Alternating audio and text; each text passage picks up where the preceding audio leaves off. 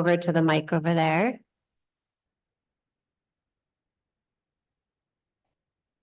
And if you're comfortable with it, we would love to hear a little bit about you and Franklin and anything you'd like to share with us. Hello, my name is Armando. I come from Franklin. Mr. We're gonna put the mic a little bit closer to you. Over to the mic over there. Hello, my name is Armando Donaire, and I've come to represent Franklin. Although this is my first year going here, I love it, and I feel like there are some things that I would like to share about it. I love doing Baker in the mornings, which is when I get to open car doors for kids and get to greet them every morning. I also am part of the green team, which helps keep our school green and clean, and we also have a meeting every single month where we get to do fun activities from time to time. I also really love learning because the principal and the teachers make learning fun for everyone. And I really love the people there because they are kind, helping, and work together as a community. That was wonderful. Thank you. Now, please, everyone stand up for the Pledge of Allegiance.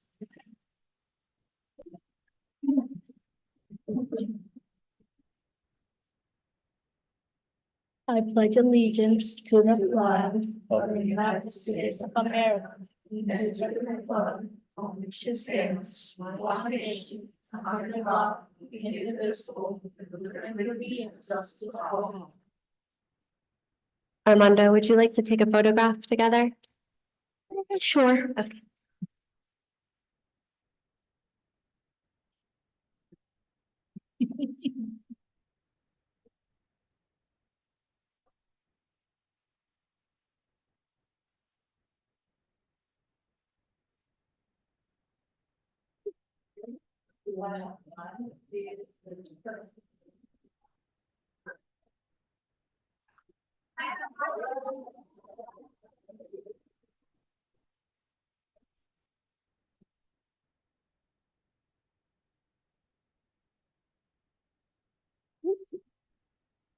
Okay, and on to roll call.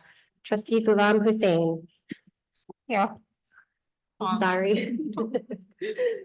Trustee Wong. Here. Trustee DeVoy. Trustee Brown. Here. And I'm here as well. All right, would anyone like to approve tonight's agenda? I'll move to approve. Thank you, Trustee DeVoy. Is there a second? I'll second. Thank you, Trustee Wong. All in favor? Aye. Hi, Lisa. I think we may have to do roll call votes tonight because I'm on the Zoom. I apologize. We have to do what? Roll call votes. Like going around to each trustee is my understanding. Saying what? Ask them that if he, Since he's out there, so that's. I see. Sarah, do you approve? Yes. Trustee Wong, do you approve? Yes. Trustee DeVoy, do you approve? Yes. Trustee Brown, do you approve? Yes. I also approve. Okay. All right, was that for the agenda tonight or for the roll call? Every vote it. Every vote item, okay, okay. All right. Pass that. So we'll do that again with the approval of the agenda. Trustee Ghulam Hussain, would you approve tonight's agenda? Trustee Wong? Yes. Trustee DeVoy? I approve. Trustee Brown? Yes. And I approve as well. All right, and approval of minutes from November 14th, 2023. Trustee Ghulam, do you approve? Yes. Trustee, You need a motion? I think we. yep. we Motion should. to approve Motion minutes to- from November 14, 2023. And I'll Okay. second. Thank you. All right, approval of minutes from November 14th, 2023. Trustee Ghulam Hussain, Yes. trustee Wong, Yes. trustee DeVoy, Yes. trustee Brown. Yes. I also approve. Would anyone like to make a motion? What am I saying? All in favor? You're done. Okay. Yeah, it's done. Okay, all in favor? All right. Public statements related to agenda items. Are there any public statements related to agenda items this evening? Not at this time. Okay. And do item 11, union statement, BEA. Do we have anyone from BEA here this evening? Welcome. I feel like I'm testifying at the Senate. Hello, my name is Jamie Metz, and I'm a fourth grade teacher at Franklin Elementary School. And BEA just wanted to take a moment to celebrate the hard work and accomplishments of our music and band teachers that have worked tirelessly to help our students shine during their winter concerts. Without their dedication, patience, vision, and encouragement, our students wouldn't be able to shine and have the opportunity to showcase their musical talents. And then I also wanted to take a moment to also celebrate Mrs. Lawrence. She's been doing some incredible things, and specifically, she's been helping facilitate academic and then character building opportunities for both our staff as well as our students. Our professional learning communities, which I believe you guys have heard about, are going really well. And then she's also created some STEM design talent challenge, which is a hands-on opportunity for our kids to build, and they're loving it, and they're going to be testing it on Friday. And then last but not least, what was really exciting is we're doing the Pyramid of Success by Coach John Wooden. And we had the opportunity this week to hear an Olympian, Leah Smith, talk about how the Pyramid of Success has led her to achieve great things. So that's it. Just wanted to send some shine people's way. So thank you for your time, and I wish you guys a happy holiday. Thank you.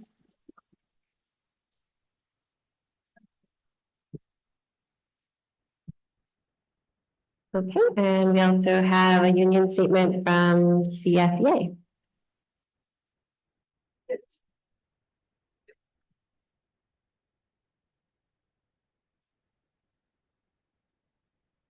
Hello. Good evening. Good evening. Good evening, Superintendent Silver Smith and Burlingame School Board of Trustees. My name is Virginia Sandino, and I am the secretary for our chapter 46 for Burlingame. So this evening, I would like to report that we will be having a ratification meeting and voting on 4 items at our December 20th chapter meeting. At this point, there is no further report. So we want to wish you all a wonderful and safe and holiday season. Thank you. Thank you, and to you too.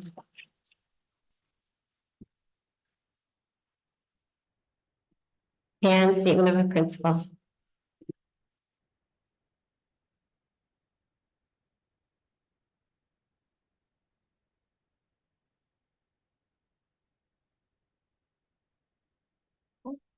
Maybe I should be on this one.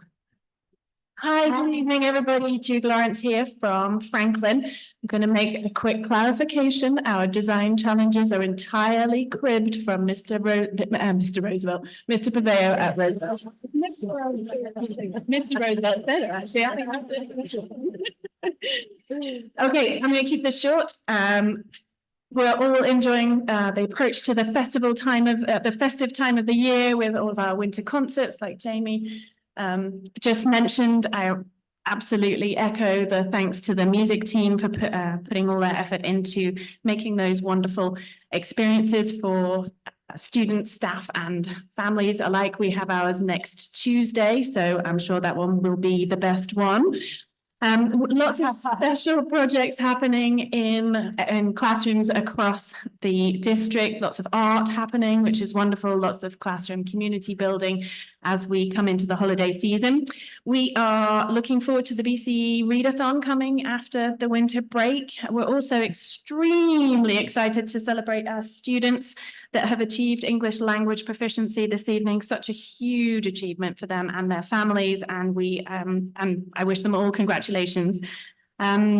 Principals have been working on SIPSs, hoping to shift the schedules for these next year so that they can help us plan for the following year, but they are coming towards being done. Subs, still a bit of an issue for us in administration, especially as we're in cold and flu season now. Would love that to become a centralized function again to maximize efficiency, and we're talking to various people about that. We have seen an uptick in the number of children going on family trips before or after the winter break, increased numbers of independent studies for our teachers to make, and it does impact success of our students. So if I could make a plug to families for not to take trips outside of school vacation, it should be a last resort, not a first thing that we do. And we're all, as a team, looking forward to starting to talk about plans for the next school year, which seems odd as we're only halfway through this one, but we're starting to think about registration after the winter break and staffing and other changes within schools. So that's it. Thank you very much. Thank you.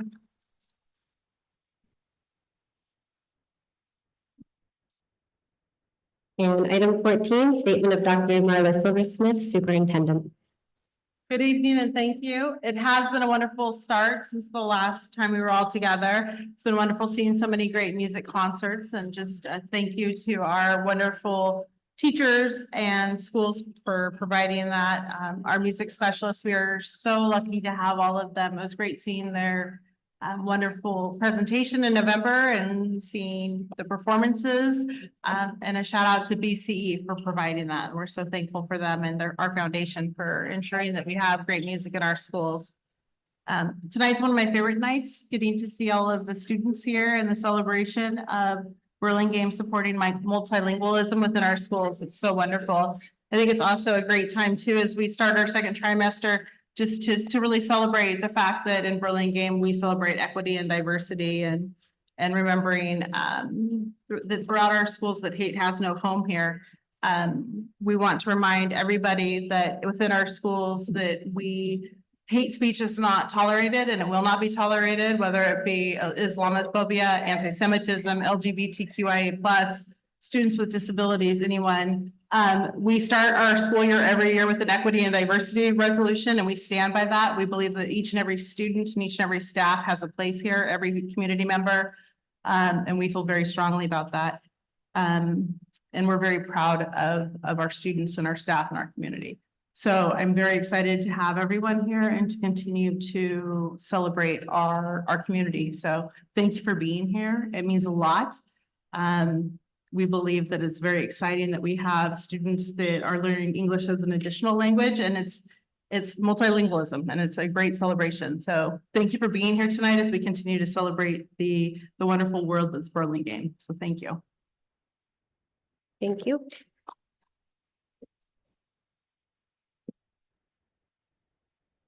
And item 15, statement of board members. Trustee Brown, would you like to kick us off? Sure. Just very briefly attended the California School Board Association conference in San Francisco with the rest of the board and many members of the staff as well, which was great. And then I visited 4 of the elementary schools with Lisa last week, which was also fantastic. Great to see the school sites, and I will leave it there. Trustee Brown? Oh, sorry, Trustee DuBois. I just want to congratulate the kids and their teachers and the principals here tonight. Thank you for all your hard work. Trustee Wong?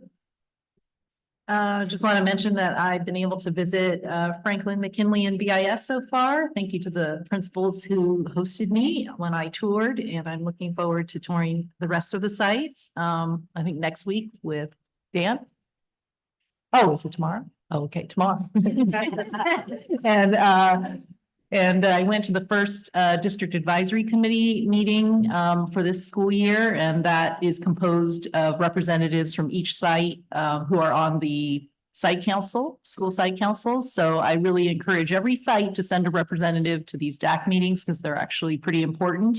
And we had a great discussion, and I thought, Wes did a great job getting us kind of thinking about our timeline and how it all works, with what's needed, for actually the next school year. So all those things are being discussed, but I thought it was a really good meeting and look forward to future meetings with DAC. Trustee Ghulam Hussain. I also had the pleasure of attending the CSBA conference last week? My time sense is kind of warped. But I think it was really informative to see what our neighboring districts are doing and to meet also school staff around the area and understand what their protocols are as we consider our own. I also had the pleasure of having a special session with Wes that we attended together. And so shout out to you for that. I thought it was worthwhile. And okay, I don't want to stand in the way of the kiddos, so. Okay. All right, I also had the pleasure of touring schools. I was able to attend Hoover, Roosevelt, Lincoln, and very briefly Washington, which we had to cut short because of me. So hopefully I'll be able to reschedule that. And I look forward to touring the next batch of schools later this winter. I was able to attend the Jewish Affinity, Jewish Israeli Affinity Group. I think that was last week, just for the staff portion of it, and lots of really meaningful conversations happening there. As my fellow colleagues mentioned, I attended part of the AEC conference with them and got to go to the legal symposium and also watch the Golden Bell, which we will be talking about later this evening. And also was here for the bike safety event, which was led by our local police department and was really well done. And I hope if they do it again, we have a bigger turnout because it's a lot of important conversations as we live in a community that sends our kids to schools on bikes. So a lot of great takeaways from that meeting. Lastly, I wanted to thank BCE for their incredibly generous donations that help us fund our music program, which our kids all benefit from. So that is all from me. I wish everyone a happy holiday and let's move on. All right. Okay. And item 16, organizational meeting, part 1.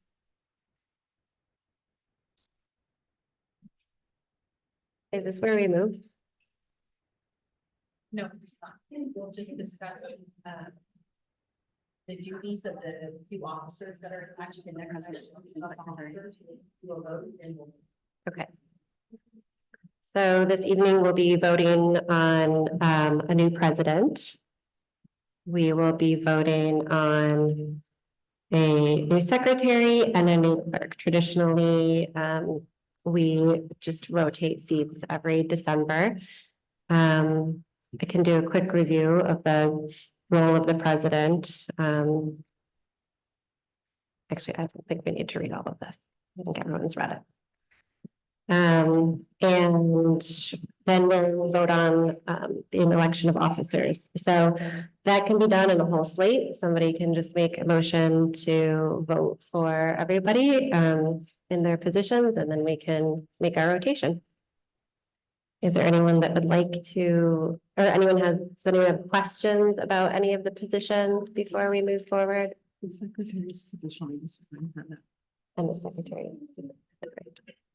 And the secretary is the superintendent. So anyways, if anyone would like to nominate a slate, the wording is on our agenda.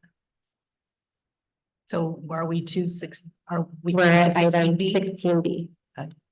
I'll move to make Doug Brown the president, Dan DuBois the vice president, and myself the clerk, and also Superintendent Silversmith as the secretary of the board. Would anyone like to make a motion to approve? Well, Or second? I'll second. Okay, all in favor? We have to do one to one. Oh, Trustee Ghulam Hussain, would you like to approve? Approve. Trustee Wang, Yes. Trustee DuBois, Yes. Trustee Brown? Yes. I would also like to approve. All in favor? Aye. You already, What? you already, each one. Okay, okay. It's really smart. Okay. Can we, okay, okay. Have a good week.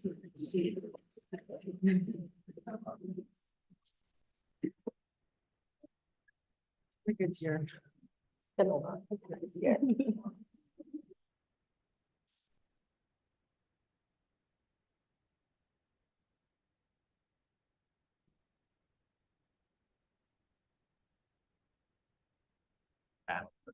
Empty area, so you know. I'm right. I'm a spreader. Lisa got used to it.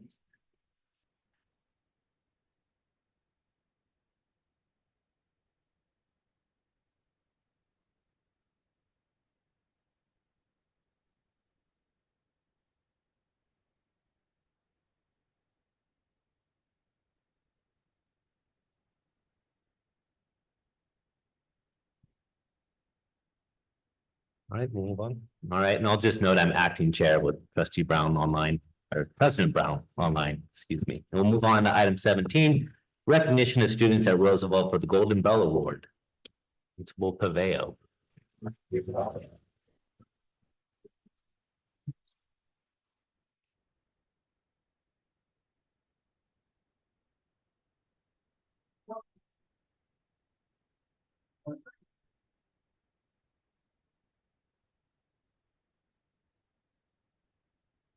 Hello. What would you like me to do? Would you, do you want me to talk about this? What do you, okay, Bringing Sure. your swag, it's up for you. yeah, sure. Thank you. Put it right here. So very pleased and happy, obviously, with this award. It's very much a Roosevelt, Roosevelty award. The idea for we were given this for our translation program where we have students who come and translate our newsletter messages into many different languages at Roosevelt. And then we're able to put audio messages into our newsletter so that then people that cannot read our newsletter can find out what's going on at the school. The idea, what also makes it very Roosevelt type idea, is that it came from our Secretary, Ms. Tehan, in one of our site council meetings when we were talking about purchasing a language, some sort of translation service. And we said, we have all these translators here at our site. And so this began about 3 or 4, maybe even 5 years ago. So since then, we've had over probably 15 different languages that are spoken. Currently, we roughly run between 7 to 10 languages in a given time when we can get the kids in. And we just have some wonderful translators who are here today. So I'd like to bring them up. Can I bring them up? Sure. If you're on the go, they're kind of out there. If you're on my translation team, come on up. Come on, Karen. Come on.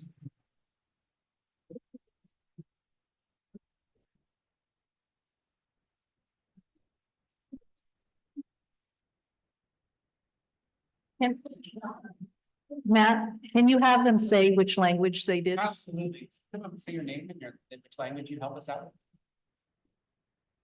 My name is Right now. My name is Dia and I do Mandarin. Do you mind standing in the front? Because we're gonna have you take a picture with the full board. The school board actually, this is on honor from all the school board. Hi, my name is Cheryl and I do French. Hi, my name is Delila and I do Mandarin. Hi, my name is Valerie and I do Russian. Hi, my name is Karen and I speak Japanese. Hi, my name is Zamrap and I'm doing Turkish. Hi, my name is Maya. I do Turkish. Hi, my name is Zuru. I am Turkish. Hi, my name is Precious and I do Filipino.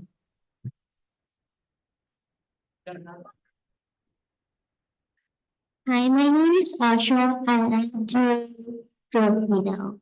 Do you mind picking that up and ringing it for me? Can you pick that bell up? Pick it straight up. From the one you can pick that up and ring it.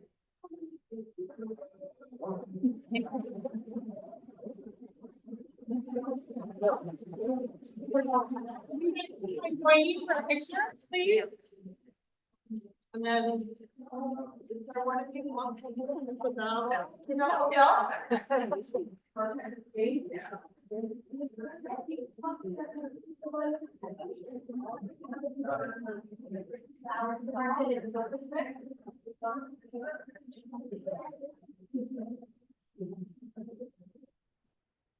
Okay, ready? 1, 2, 3. Let's do one more. 1, 2, 3. Thank you.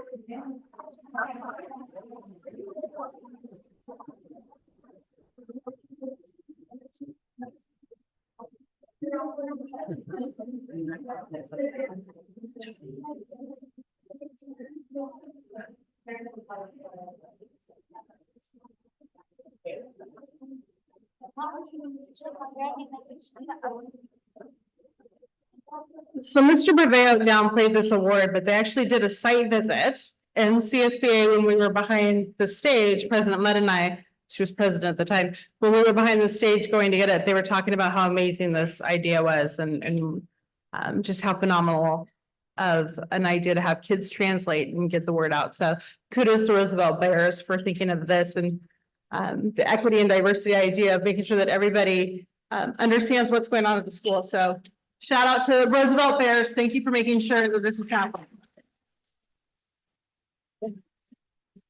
Marla, so I also want to point out that this is an honor. Golden Bell Award is given out to many schools around California, but I think only 4 schools actually got a check for $1,000. So out of a lot of programs that were honored with Golden Bell Awards, we were, you know, one of the very few that actually had $1,000 given to the school district. They really did. And although the check says Burlingame Elementary School District, we make sure it went to Roosevelt. We did make sure it went to his account, just so you know. So. Awesome. Thank you, Matt.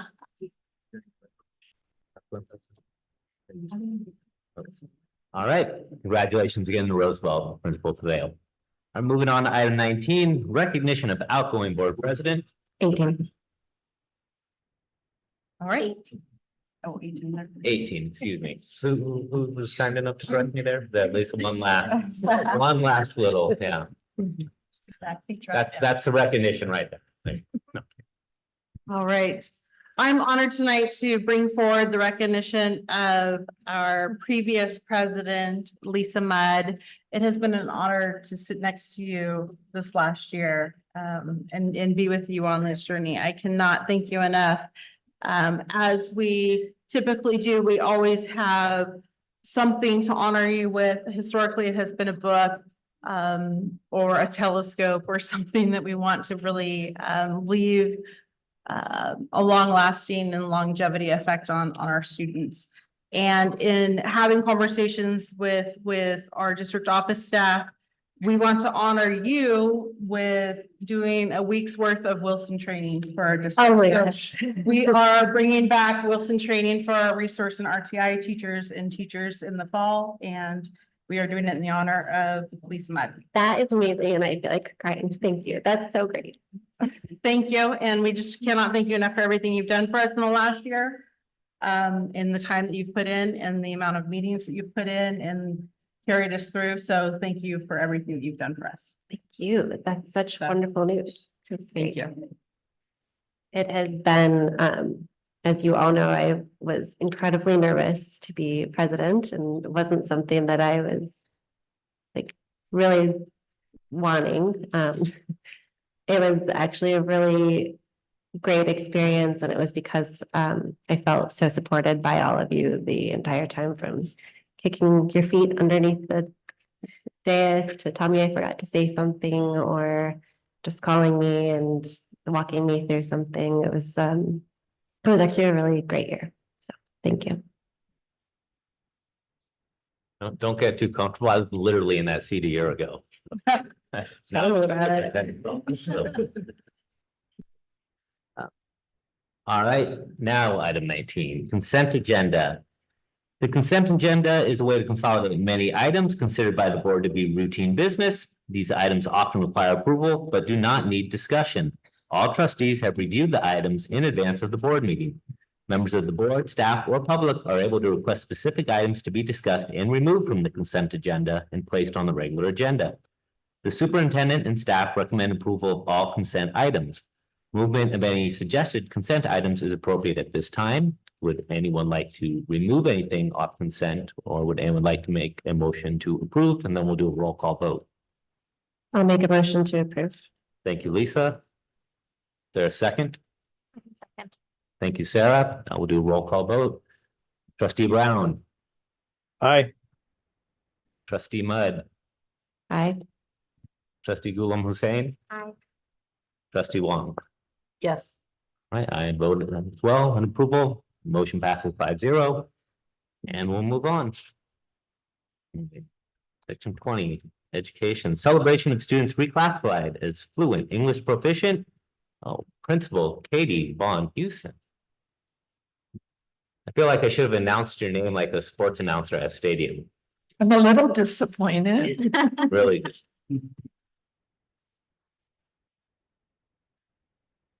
Everyone else decided to take the folding chair. I'm gonna take the comfy chair. And Katie, when you're presenting, do you want us to ask you questions as you go along, or just wait to the end, or? I believe the best way is if we go through, and if you would hold your questions until the end. Sure. First of all, newly elected President Brown, Superintendent Silver Smith, Cabinet Board, thank you for having me, giving me the honor of presenting the wonderful work of the students behind me. So, next slide, please. The remote is right in front of your laptop. If you just point it where it's been. What was hiding?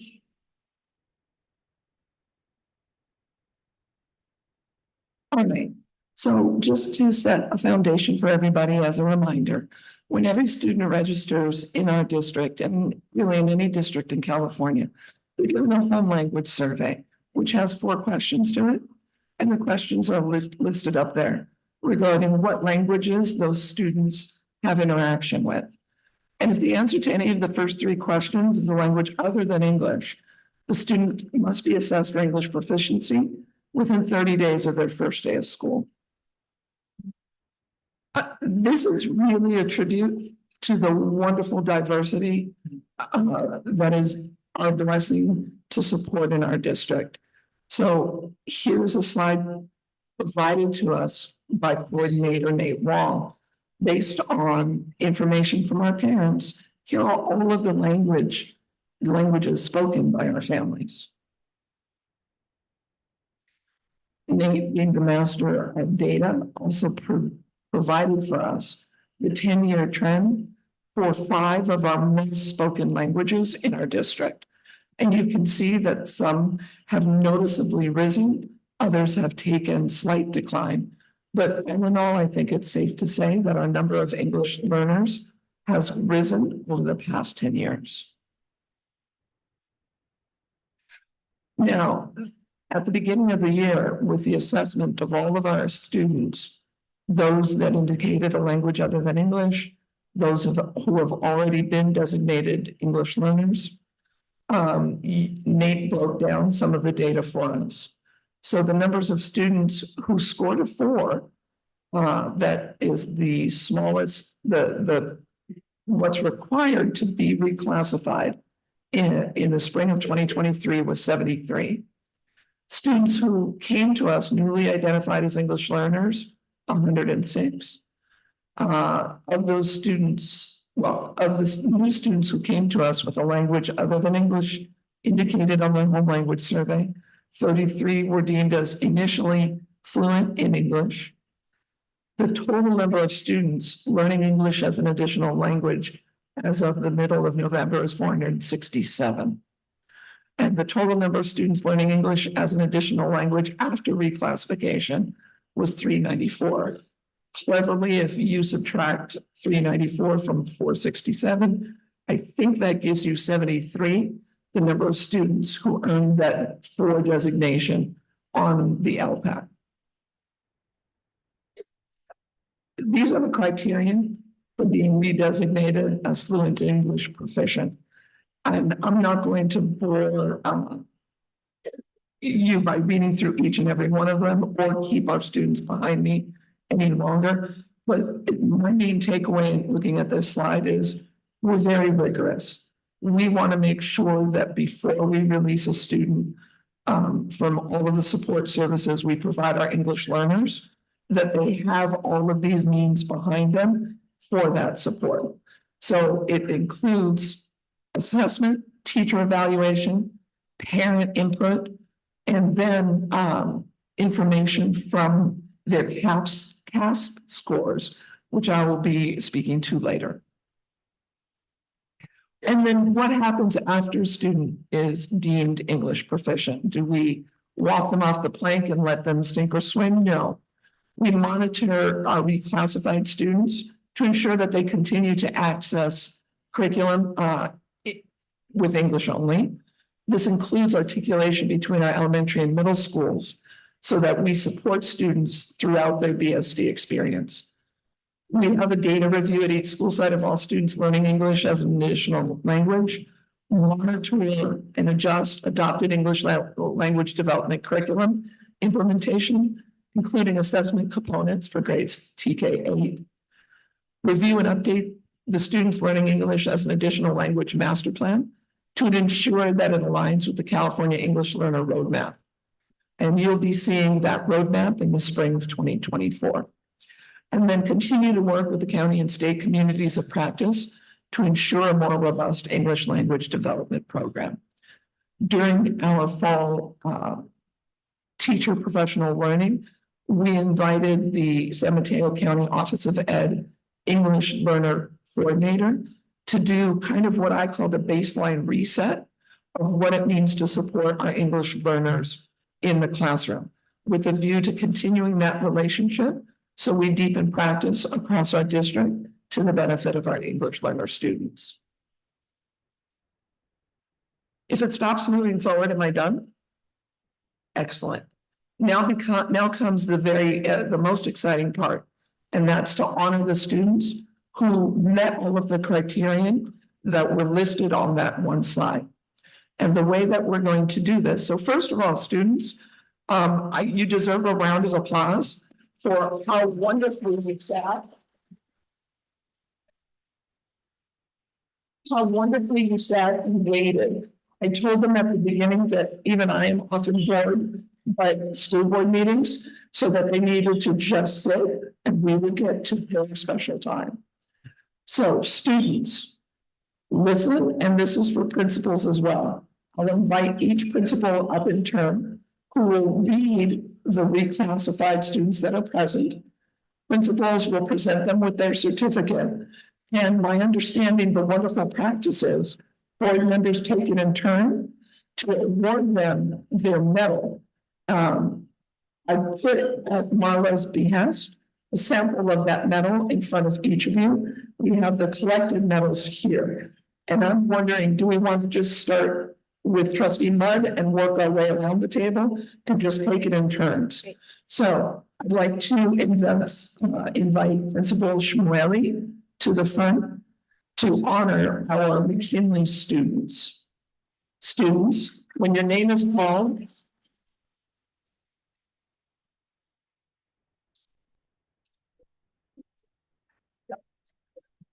I'm always cold, so there's no surprise. I want to thank the board. I want to thank my colleagues for letting me go first and out of alphabetical order. I know, don't listen to alphabetical order today. I'm running off to a community Hanukkah event and I appreciate being able to lead this and run, so I apologize. Before I start, I'm also going to say congratulations to the McKinley alumni. Hats off to you.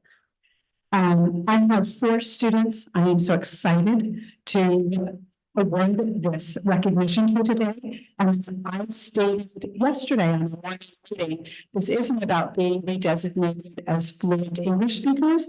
It's really, it's about being recognized for being bilingual and for some of you multilingual speakers. And for that, I want to congratulate you.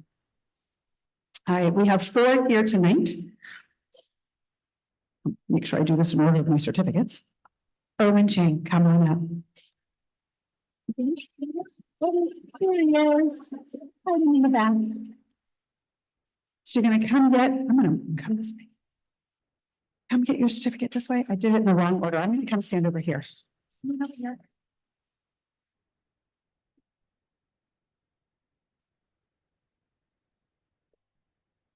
Congratulations. No picture. Okay. Oh, I didn't take my certificates. And next up, it was right in front of me. There he is. Adrian Chang.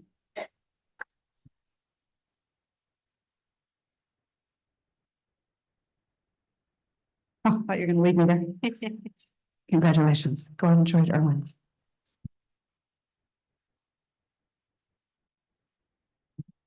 Next up, Ansar Ayapoglu.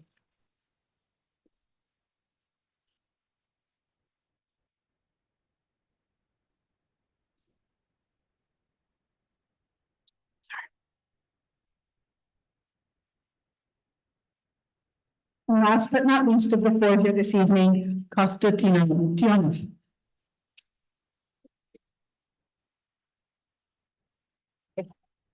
All right. Thank you.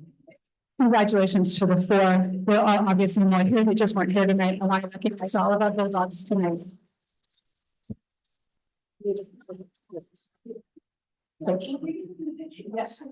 Okay. In our pictures tonight, it'll be Ensar and Costa. Adrian and come on back. Adrian, let's go, guys. Come on back. You guys can go back to your seats. Go take a picture. And those two will get their pictures taken. And next up, I think this evening is Ms. Lance from Franklin. Yep, I just calling her down so she can. Oh, yes.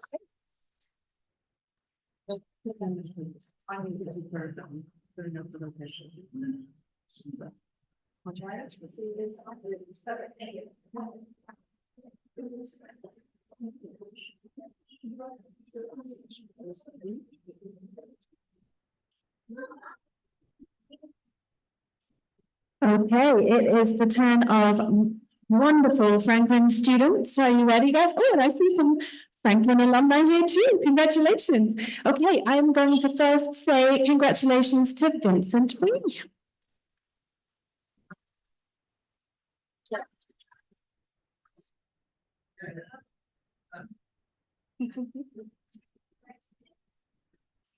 And then I'm also going to congratulate Abdul Malik Emran Jr., who we call Maliki.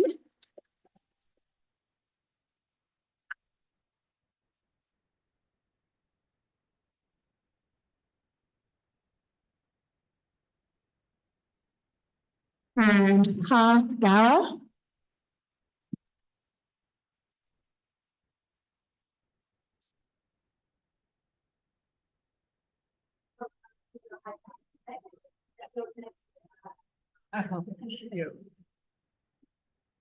We like the enthusiasm. Dan will be back up here soon, I'm sure. Okay, and then next is Olivia Lynn. I think we've learned from the last time. And last but not least is Angus Tsai.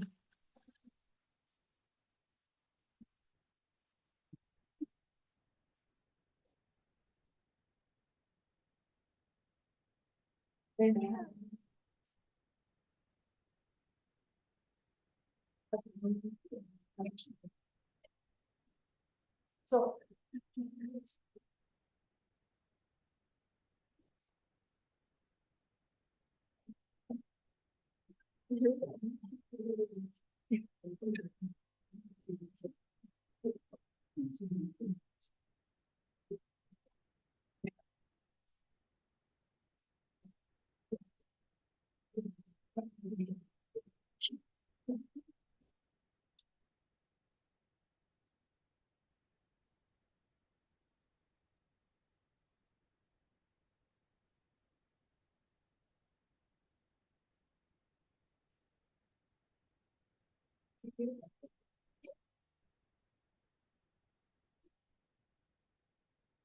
An explanation. If I don't have the permission to take the photo, I can't do it. And that's the reason you're seeing some students being asked to sit. I'm not trying to be mean, I promise. Following Franklin is alphabetically Lincoln. Principal Afshar, thank you. Good evening, trustees. I am so excited. I do have to begin by acknowledging for Principal Booth. Once upon a time, I was a Hoover Hawk many years ago. And so I wanted to make sure, I believe Ian Kwok is here. Ian Kwok? Is it? Okay, well, we will have it, but we just want to make sure to acknowledge. And then I have two Lions that are not here, could not make it, but I want to say their names because I'm so proud of their achievement. So Aries Chen did a wonderful job, and Rachel Zhao, I'm so proud of my Lions. And now for our Lions who are here, and Kang Lu.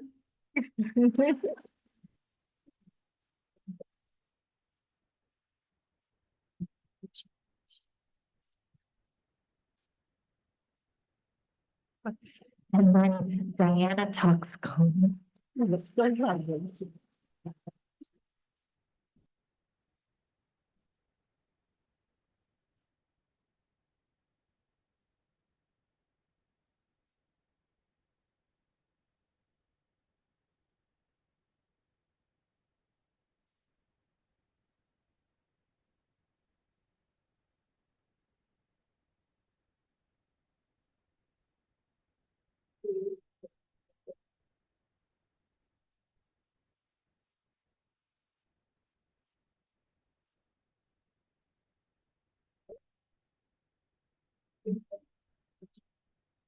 And once again, our Principal Paveo for Roosevelt.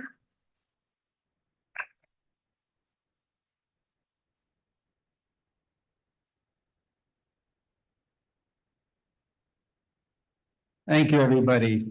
I'm so proud of these people, these students, for all their hard work. I hope I know the families are so proud of this work. It is a family accomplishment. So congratulations. I will only be reading out the names as we were told to the kids that are here. So Ellie, whoa, Ellie, where are you? There you are, Ellie. Come on up. Congratulations, Ellie. Good work. Ian Martinez. Ian, come on up.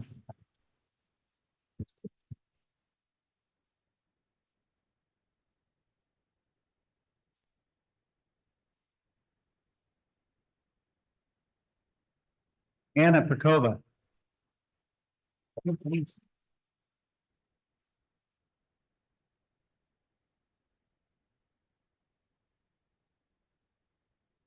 Precious Reva Davia.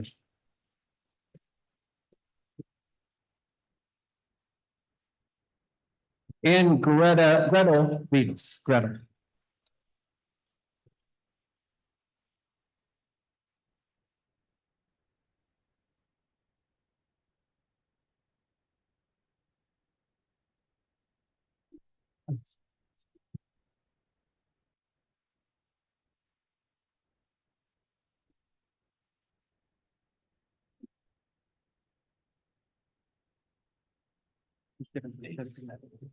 I look.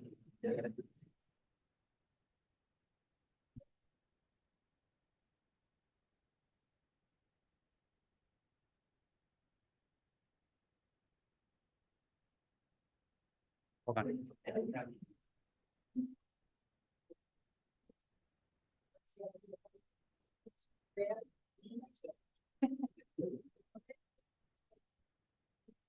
Ready? 1, 2, 3.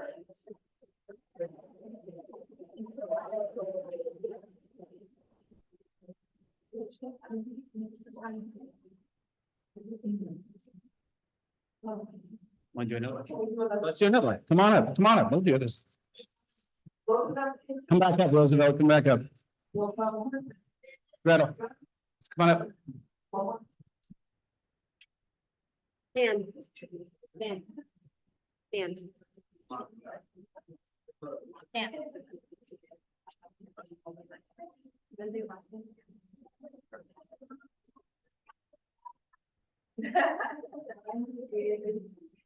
Let me get one more. Look at me right here.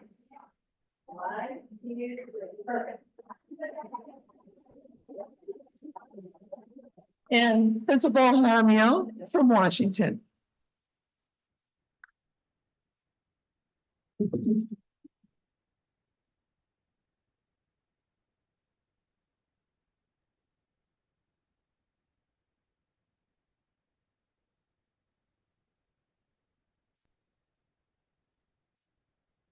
Hello, welcome. I want to say congratulations to our Washington students, but also to a couple of my previous students from McKinley. I'm very proud of you. This is a really big accomplishment, and it's a really big reminder for our family support, how important it is. So thank you all for helping these students accomplish this tonight.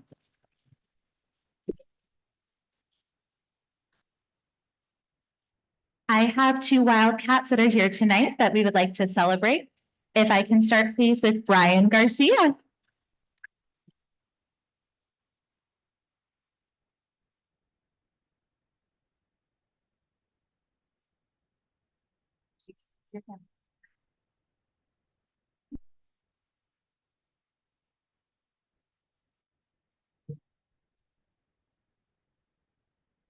Is it okay if Brian takes the picture with us? Okay, I got verbal consent. And also we have Tetsuing. Come on out, Tetsu.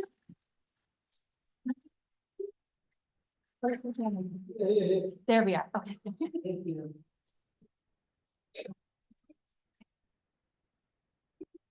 You'll think the air conditioning.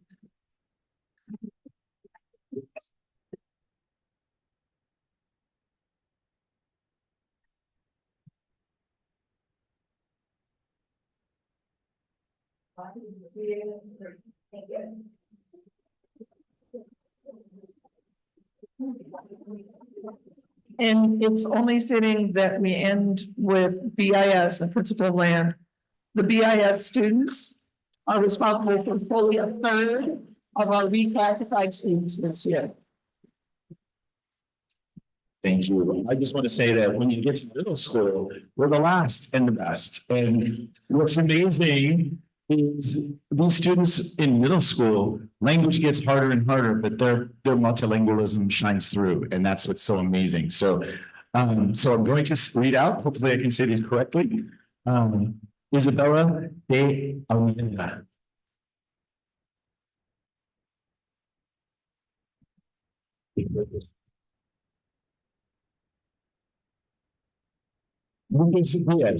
Lucas.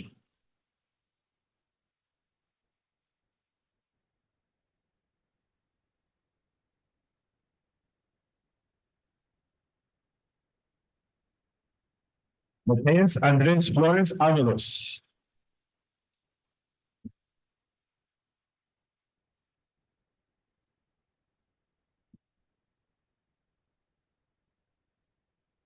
Noah Jambe. No.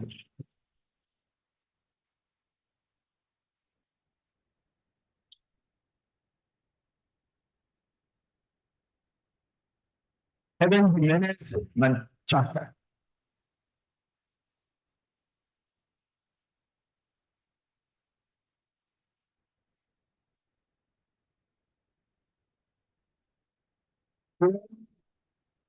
Help me cover this. Mikhailova? No, I told him that I can't help me out. I am monolingual now. Last name. Me. Mihailova. Mihailova.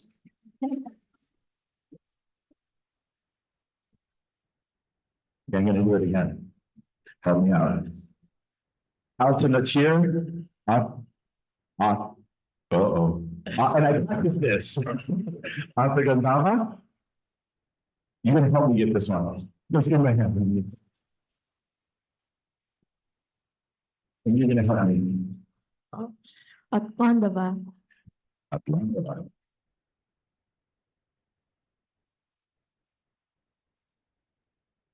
Daniel Salazar.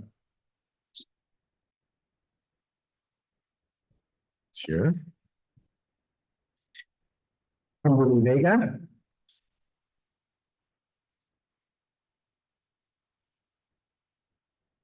I have someone I know in the back. You want to come up? Oh, yeah, I think, is there anyone else? Let's go to the big hand, that's awesome, for the BIS.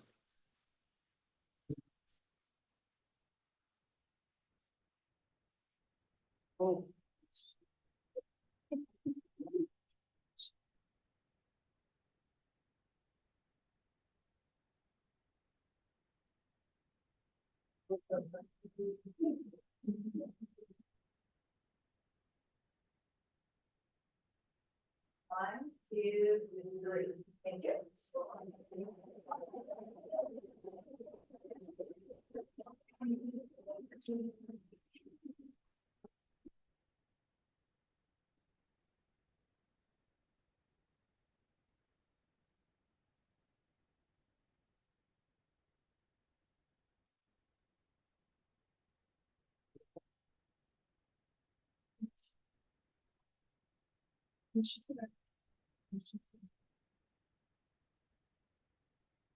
Thank you, Katie. Congratulations to everyone.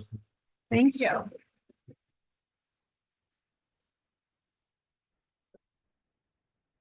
And a special thank you to Nate Wong, who's not here tonight, but does a lot of work on this program.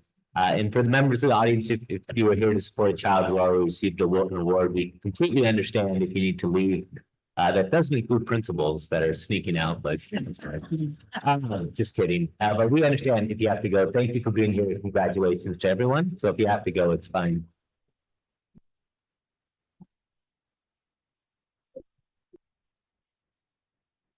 Just take a moment.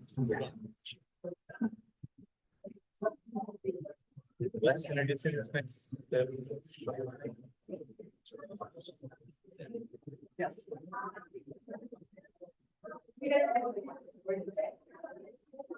Steve, you'll just wait a moment for the end of prayer.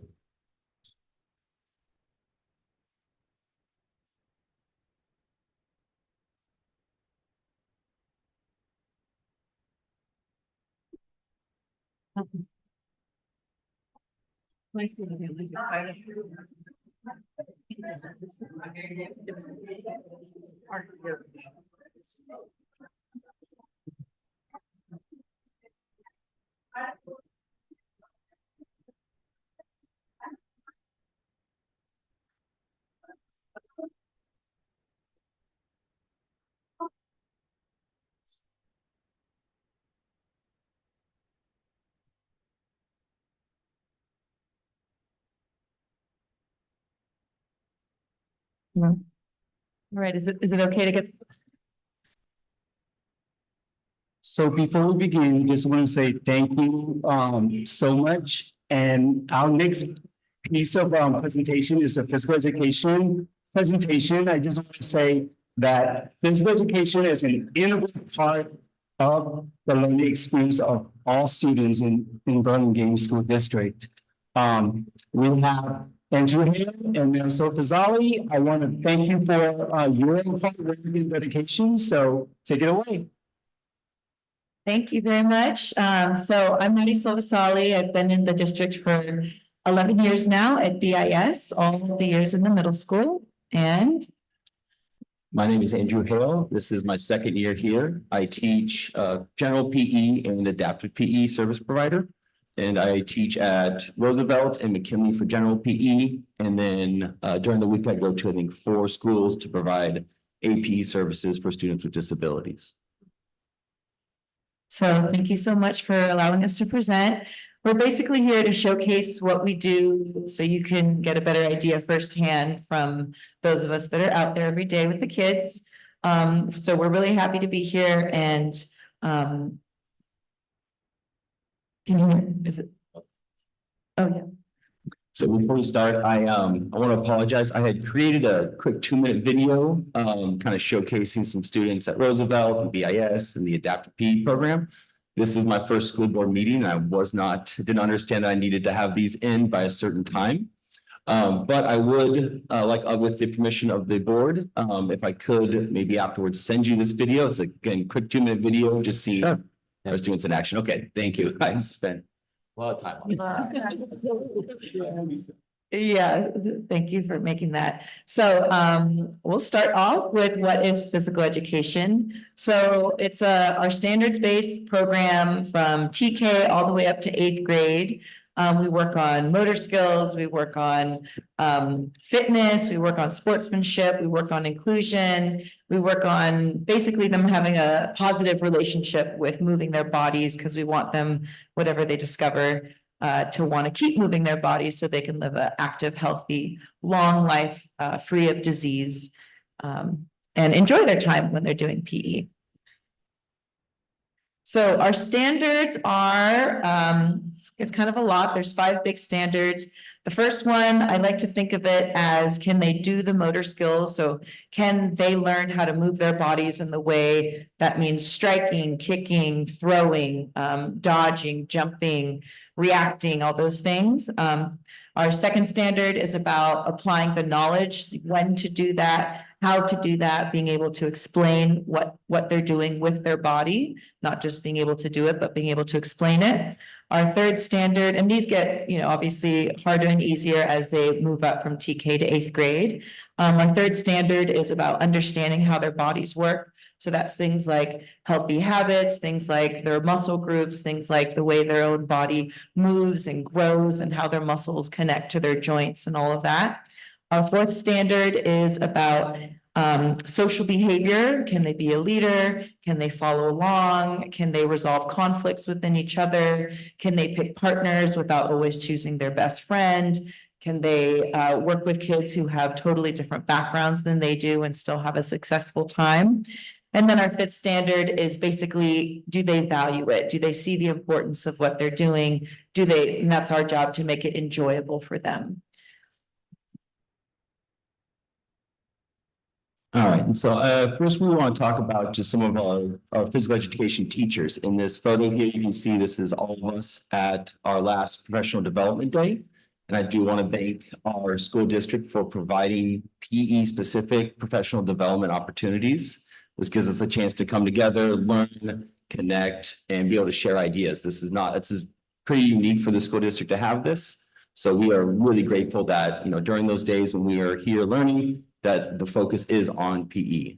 So thank you all for that. For our teachers, at BIS, we have 4 full-time and 1 part-time teacher. At our elementary schools, we have 4 teachers that travel and we go to 6 different schools. One unique thing, or somewhat unique, at our school district is that all of our PE teachers are credentialed specifically in physical education. I think this is a very important thing to have in a school district, because you want students to learn from somebody that knows what they're teaching. Most school districts, and in the past, this job was put onto the classroom teacher. So when we have somebody that are credentialed specifically in PE, this gives teachers a prep day or prep time. It also takes some of that workload off them so they can focus on teaching the skills that they are specifically credentialed for. So it's very important for us to have these teachers here that are professionals at our job. So a lot of people ask, why do we do PE? And one of the things I always like to go back to is there's many studies. The CDC conducted this case study review in 2010 that looked at students' participation in physical educations and their academic performance. So they found that students that participate regularly in PE have better academic achievements, better behaviors, more concentration, or as we call it, getting the wiggles out, better memory. Being able to move actually helps solidify some of those memories in the brain, better self-esteem. They feel better about themselves. They're more confident. And verbal skills. We are really, putting these students in areas where they need to be communicating either with the teacher, with their partners, with their teammates. And we also get to practice how we communicate with each other, because, how we say something and what we say are just as important.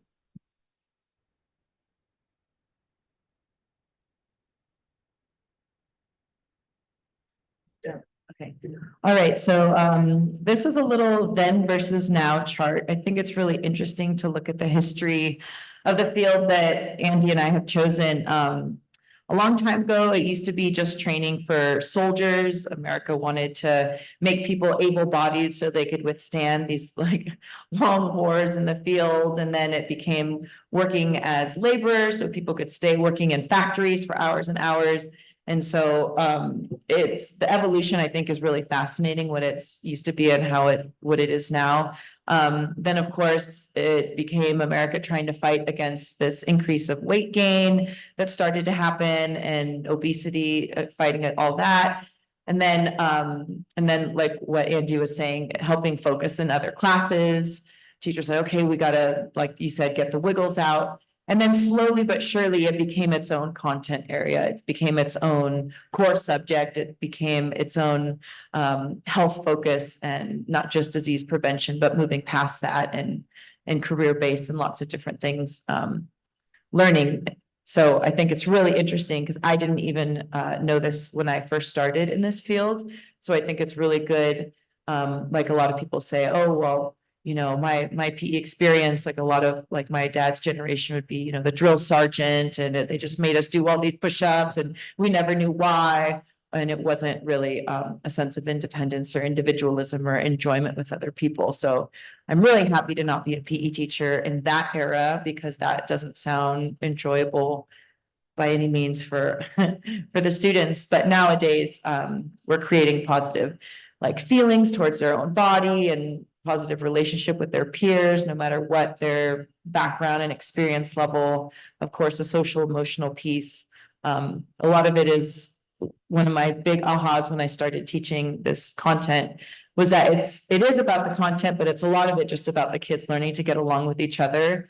It's kind of like the field and the court and the racetrack is like a place for them to learn how to be with each other. And it just happens to be moving their body. And so I feel like half of it is learning about their health, but the other half is really just learning how to be in their body and with other people learning at the same time. So I'm really proud to be in this field, and it's a lot of fun. And I'm very happy it's not what it used to be back when my dad would tell me about it. Yeah, so we wanted to show a couple of our photos that we found throughout the years. Some of these are from Roosevelt, some of these are from BIS. So as you can see, this is the football team from Roosevelt.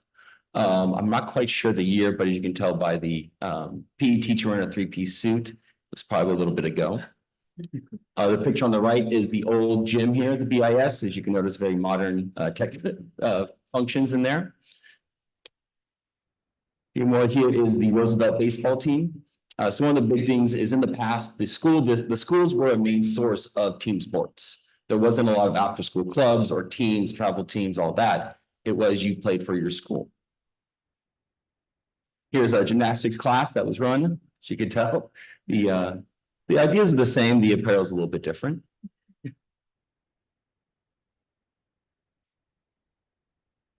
And now, of course, our after-school sports are run by our park and rec department, and a lot of students are involved in private leagues outside of school. So it's changed a lot. So we do have a minute requirement, and this is kind of just sharing. I'm not sure what you as board members know or don't know about our specific content, since I know you're well versed in all the contents. But there is a 200-minute per 10 school days, or about 100 minutes a week for elementary school students.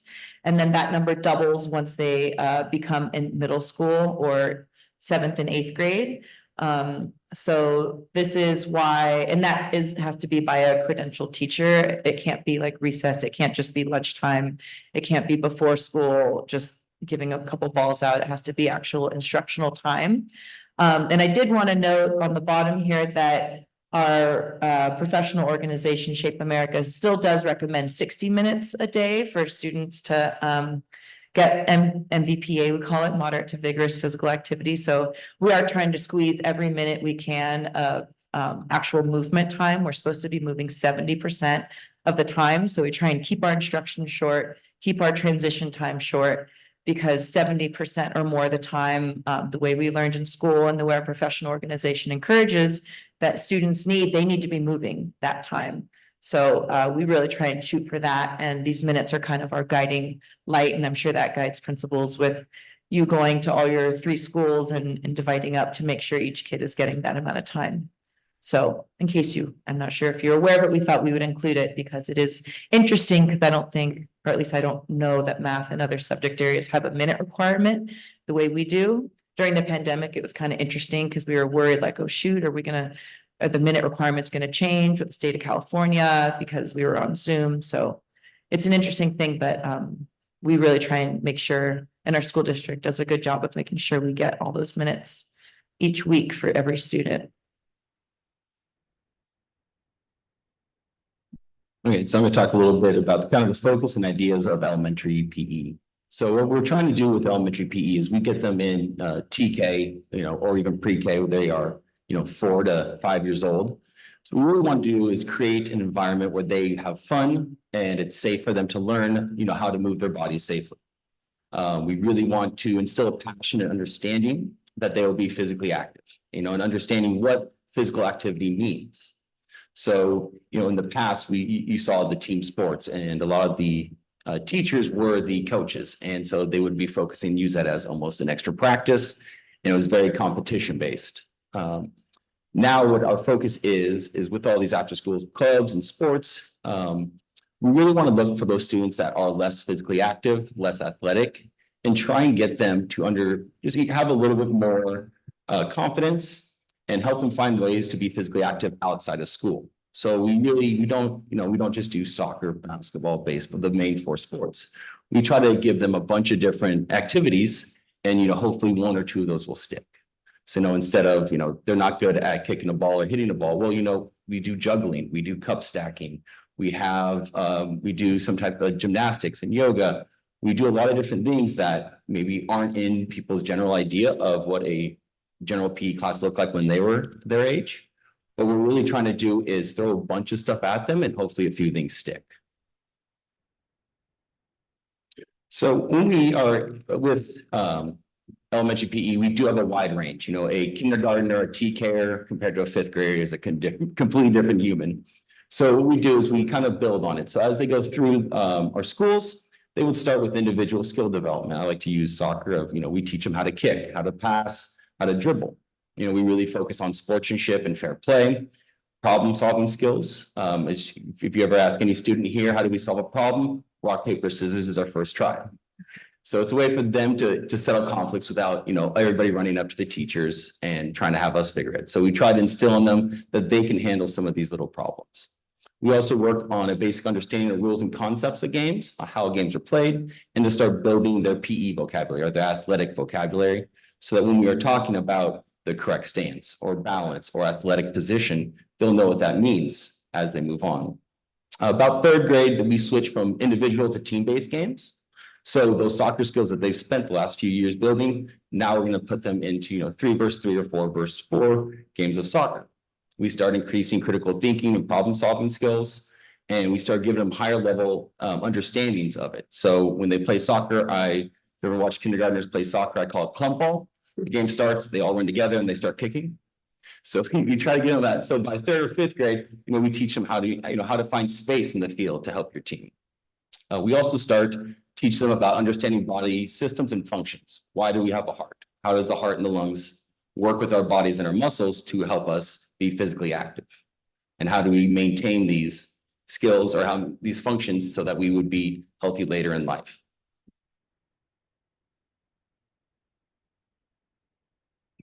And that's all pretty impressive for seeing them twice a week, right, Mr. Hill? Franklin's 3 days, some are 2 days, some are 3 days. It all depends on, the school schedule. But Yeah. 35 minutes, 3 days a week is kind of a short turnaround for them.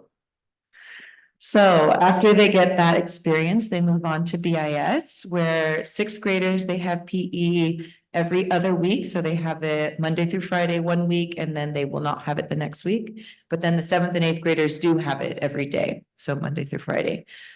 So like we were talking about non-traditional sports, here's a picture of some boys doing I think that was I think I call it strength and balancing unit. I didn't use the word yoga, but it kind of has to do with tumbling and gymnastics and that sort. So it really is a great time being a teacher to do the team sports, the ball sports, but also to do a lot of, like we were saying, bowling and really take the focus off of, well, we have some team sports, like I said, but we want to introduce them to so many things. I mean, we all do dance at the middle school, and I think that's a really great way to not just get the loud ones that already have so much training doing things like throwing and catching or kicking, but get some rhythm in there, some choreography, some coordination in a different way. So I always tend to, well, I was gonna say, I'm jumping down to the one in green. I say a lot, okay, we want to be both competitive and cooperative. Because there's always students that get really, really competitive and they have so much outside of school stuff, you know, they wear their soccer jerseys to class, they sprint from seventh period, you know, they hop on their bikes and they get to their 3:30 practice. And those kids have so many skills already, and it's so beautiful to see. And then we have kids who PE is their only time that they're really moving their body that whole week, including the weekend. So we want to have those kids play on the same team or play against each other, and we don't want it to be, you know, one team dominating someone else. But I say kind of like, not Spider-Man, I think it is Spider-Man. With great power comes great responsibility. Or is that Superman? I get the Marvel superheroes, but confused. A famous superhero, yeah.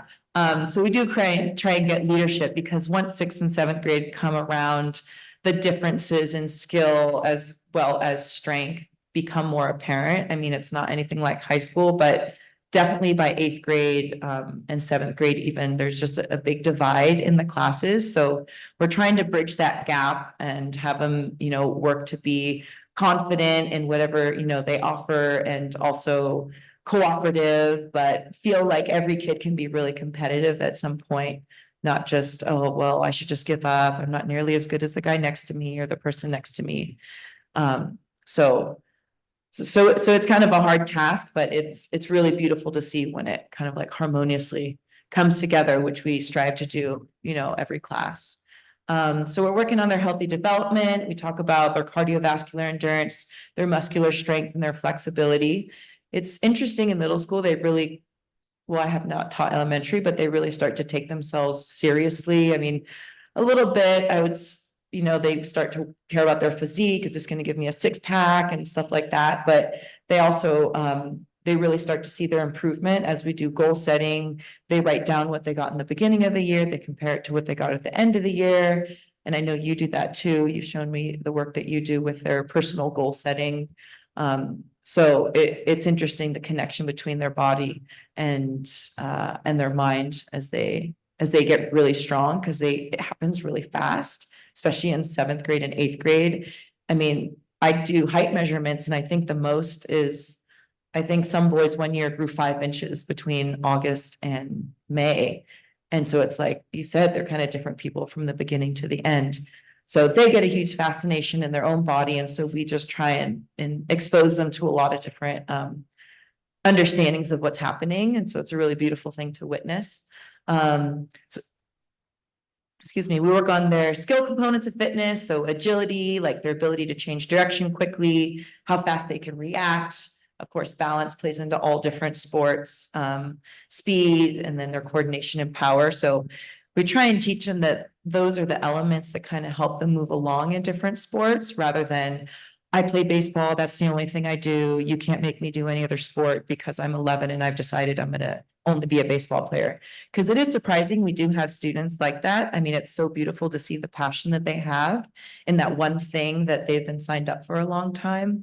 But we really try and kind of crack that mentality, which I never thought I would do at this age, like kids that already kind of identify just as, I'm a single sport player and you're not going to convince me to like anything other than basketball or whatever it is that they're passionate about. So we make them do all sorts of different activities, and they realize that these are the elements that make them good at different sports, not just I was born such a good player and that's what I'm going to do. And then of course, wanting them to play with all background levels, as I was mentioning before, because like we said, we have some kids who just are so good and it's so incredible, and we try and not let them get bored in class because they're really talented. And then we have kids who, you know, I've had kids hide under the bleachers during the dance unit. Like, it's disgusting down there, and they would rather be there than be outside with other kids. So all levels. All right, so this graph, I know there's a lot of information on there. I'll try to break it down quickly for you. So this is looking at the data from 2021 to 2022 for our fitnessgram testing. So every school in the state of California, students in 5th, 7th, and 9th grade will go through the fitnessgram testing. This gives the state a kind of a snapshot of the general health of students. So unless a student has any exemptions that would not allow them, every 5th, 7th grader in our district will be going through each of these tests. So if you, on the right side is our district averages, and on the left side is the healthy fitness zone stated by the state of California. So there's 5th and 7th graders. And if you look, we had just about 500 students tested. And if you kind of compare those numbers, each and every one of our averages is either, average or almost above average for each of our tests. So what this kind of shows us is that, our community is a healthy community with students that, are able to be, physically capable of reaching these goals. So now I'm going to talk a little bit about adaptive PE or APE. So what this is and what my goal is, every APE teacher is to provide physical education for students with disabilities, to build their confidence and movement. And so what this is a student would get referred to me either by a teacher, a parent, or a doctor. And I would go through a whole assessment process, looking to see where are they at, developmentally in their skills. After the assessment, I would either, say, they are okay, they just need maybe just a little more work, or I would then, provide my services where I would come in and either work with them one-on-one in groups or in their general education classroom. Some of you might have heard of the term least restricted environment, or LRE. That's kind of our guiding process in all special education. That means that we want our students with disabilities to be able to be in the general education classroom as much as possible. We do not want to try to remove them into separate classrooms unless, it is necessary in some cases. So my goal is to provide, the least restrictive environment for these students. So my students that I work with at BIS, all of our PE teachers, we do have another PE teacher over there that's joined to support us. I would come into their classroom once or twice a week, and I would just help them with, whatever PE unit they're doing. So say they're doing pickleball. So I would take the student to the side, and that day I would focus on certain skills so that when I'm not there, they would have the confidence and the understanding to actually be able to participate with other students. So we're really just hoping to help these students access the PE curriculum through sports and even modification. So it could be modifying equipment, giving them a bigger paddle, giving them a bigger ball, having smaller space. And it's really fun. It is really individually based. So, every student is different. Students with disabilities, it's even more, significant in what they need. So our goal is, to include our students as much as possible with grade level peers. This brings me to one of our big events that we were able to bring this year to our school district. Was we actually were able to work with 3 different school districts at 5 different schools to bring Special Olympics to BIS, or to Burlingame School District. So this actually was done in a partnership with the districts, and understanding that we will continue moving forward with this. So I believe twice a year, we're going to try to have events, one in the fall, one in the spring, and we'll be rotating sites to provide all of these students with disabilities a chance to be able to interact with each other and kind of have a big experience, a big sports experience. So during our Special Olympics soccer event, we had around 150 students from 5 different schools come to BIS, and we participated in a soccer event. So we had, I believe it was 8 stations, and they rotated through over a couple hours. And we really just focused on creating a fun experience for them. Yes, we did work on skills. Yes, we did work on, teamwork and everything like that. But the main thing is we really want them just to enjoy and have some time out, for them. A lot of time, unfortunately, they, if they are in a general education class, they might not get all the attention that they need. So this is a chance for us to kind of come together, say that they are welcomed here at the school, and, to provide them the opportunity. We also had, I'm not even sure how many student volunteers from BIS actually helping with the stations. So working one-on-one with students, if they're dribbling, to go with them. If we're wheelchair bound, to help them with, we used modified bowling ramps for them to work on pin knockdown skills. And it was really nice to see. We also had a lot of the classes come out. We were up on the big field. A bunch of classes came out just to be able to watch and see, and just see these students, interacting with each other. Because I don't know if a lot of students have that many interactions with students with disabilities. And it's really nice, just to show them, yes, they are students. Yes, they love sports. They have the skills. They're capable of this. And that's the main focus here. So I do want to give a shout out to Marla for helping run this. Jessica Welch, the STC, one of the STC teachers here, was really integral in creating everything. I said, let me handle the stuff on the field if you can handle the stuff off the field, which was a lot. She put in a lot of hours and time. The custodial and maintenance staff, I think they were there at like 6:30 in the morning helping set up. So I do want to just give a big shout out to all those people that helped during that process. Oh, and also Greg Lamb, our principal, for giving us our. So yeah, so here we actually do have a few photos. I was able to put these in the presentation of some of our students, participating in the in some of the activities. So there's a couple of our students from BIS. You can kind of see the, the big crowds we had. It was that field. If you were there, you probably looked around and you thought, that is a lot of students moving around. So here is some of our students with some of our BIS volunteers. I think it's really great, just to have those students there as encouragement, just provide some good energy to help these students, access whatever sport or station they're at. We also had some fun, really giant soccer balls for them to move around. This would be one of the modifications, right? If a student has trouble kicking a small ball, let's have them just have a big ball. We're just really teaching them how to kick.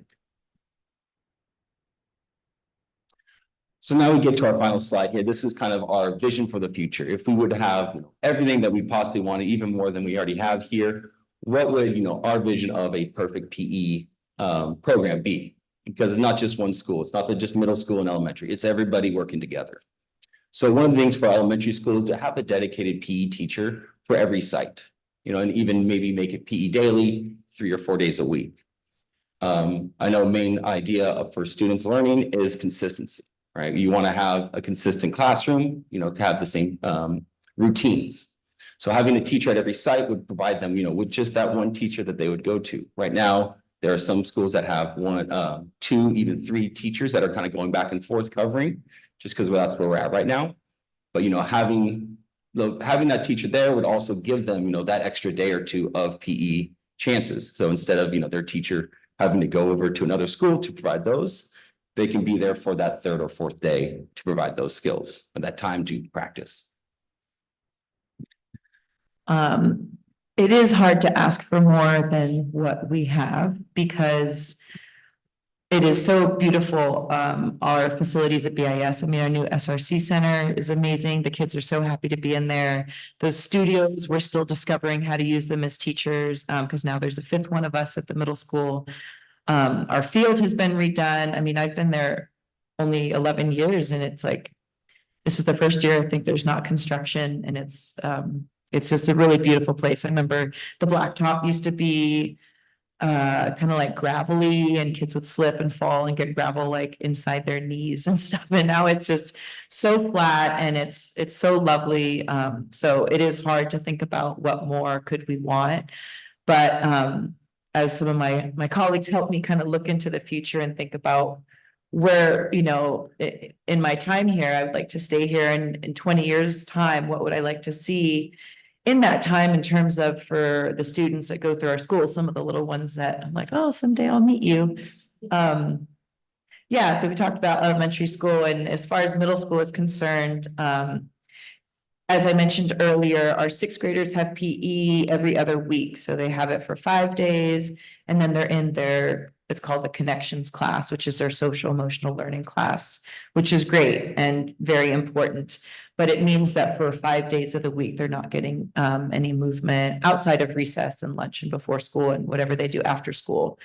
So the vision that our department, the 5 of us would have is that they would have PE every single day as 6th graders, instead of saying, oh, wait, do I have PE this week? Oh, no, I don't have PE this week. Or, oh, yeah, I don't have PE if they're not someone who enjoys the class, because it could go both ways. But that would be a vision for the future to treat the 6th graders kind of like the middle schoolers in terms of getting them the same amount of minute requirement, because the minute requirement is the 6th graders can kind of go both ways. They could be counted as elementary school students or they could be counted as middle school students. And in our district, I think we're counting them in terms of their PE minutes, we're counting them as elementary students. And for that reason, they're getting the elementary school amount of minutes of PE. So instead of getting 3 times a week of 35 minutes, they're getting 5 days a week of 47 minutes, but then not the following week. And so that would be our vision for the future, to have basically PE every day for every student, which I'm sure music wants, I'm sure everyone wants that, but we can dream, and I think it would be great for them someday, but for now, we are so grateful. Also, we want to give a shout out for PE. Only just recently, our elementary teachers got the opportunity to be tenured, so now our elementary teachers, we can keep the good ones and not have to have like a revolving door of people who are searching for that job security. So like I said, hard to ask for more because it's such a beautiful place to work, and we're very happy to be here. But that would be the next step. So thank you so much. If you have any questions about anything we talked about, we're here to answer them. Thank you. Does anyone have any questions? The discussion item. I don't, but don't be afraid to ask for more, because I think that's how we as a board figure out what we can do, whether it's for PE or for music or anything. I mean, if the ask is there, ask it. And, you know, I think that helps us understand the voice of what's going on. Thank you for saying that. Thank you. Thank you for the opportunity for letting us to come here and just, talk to us and show us kind of some of the things that we get to do on a daily basis. So thank you for that Can opportunity. I just quickly ask you, I'm probably gonna regret this, but what's a trunk lift? I'm not volunteering myself either.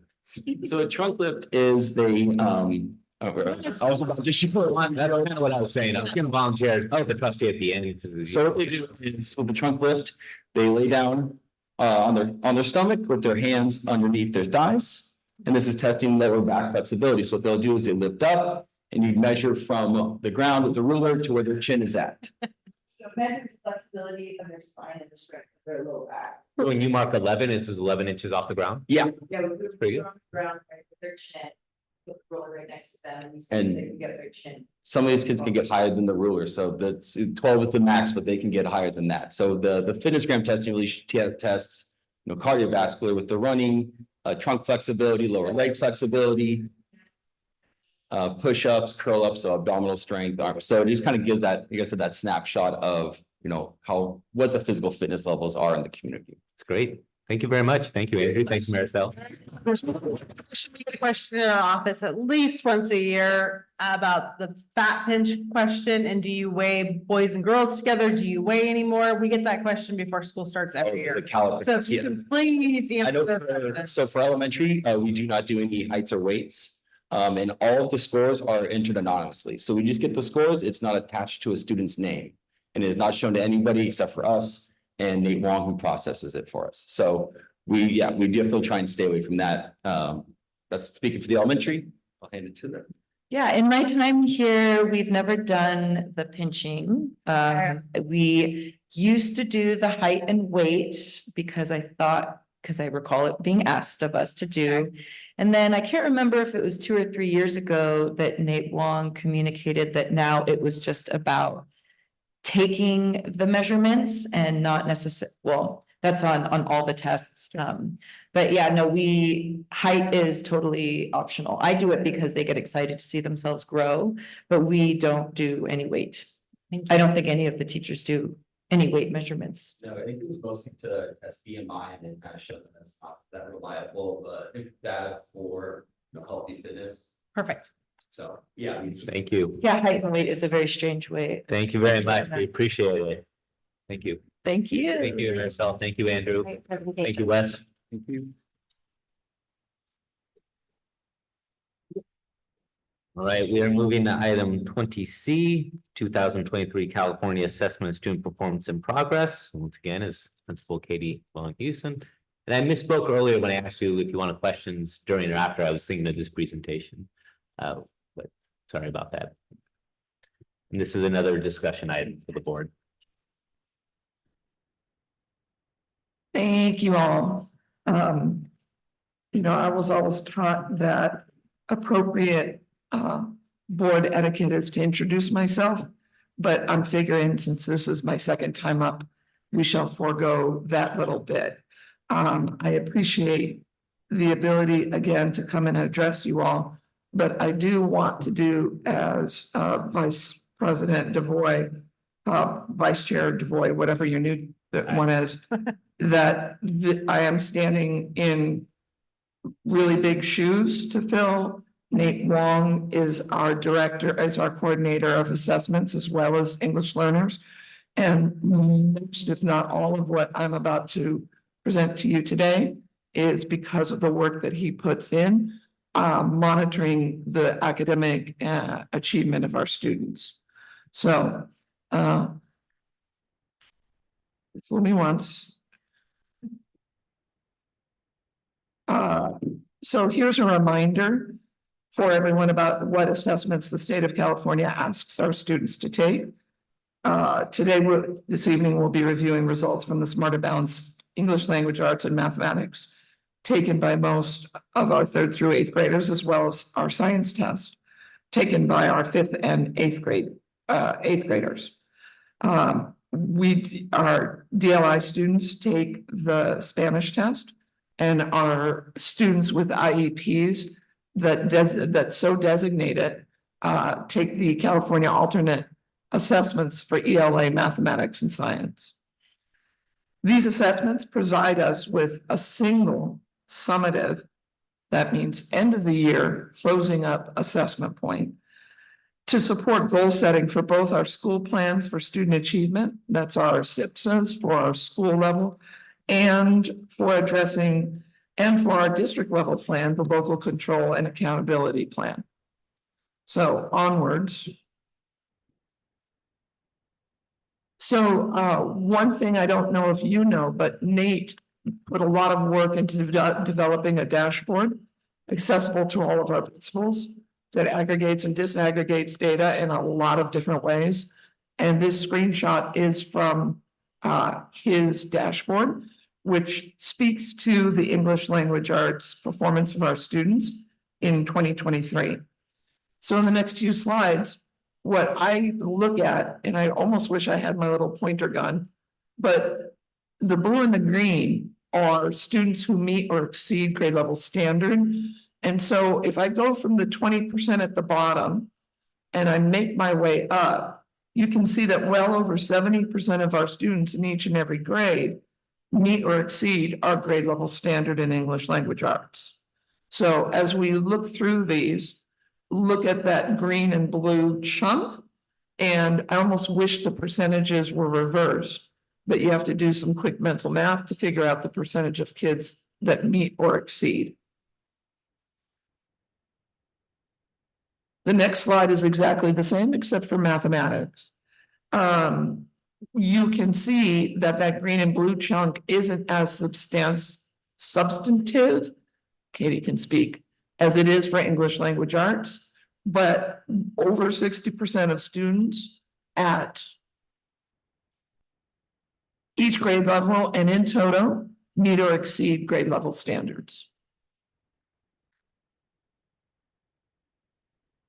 So one thing I always do, and this is not a Nate production, but this is one that I put together, is as a site administrator, I always wanted to know year to year how things moved and changed. So I want to caution that this is not a comparison of a cohort. It's not how 2 years ago 4th graders did as 5th graders last year. It's a comparison of how last year's 5th graders looked compared to the year before. One thing you can train your eye to do, though, is if you look in the English language arts box at the 3rd grade score for 2021 and 2022, now go down and over 1, and they're 4th graders in 22-23. So that 76.1% of students who met or exceeded in 21-22 as 3rd graders last year were 4th graders, and 74.74% of them met or exceeded grade levels. So I like this box because you can see year to year comparisons, and you can look for yourself how different cohorts did between the years, right? You get that kind of down and skip over piece. So I'll do another example. 5th grade, for the first column, 21-22, 75.8% of students met or exceeded standards. Last year, they were 6th graders. So you look at the 6th grade line for 22-23 and shows 70.82% of that same cohort met or exceeded grade level standards.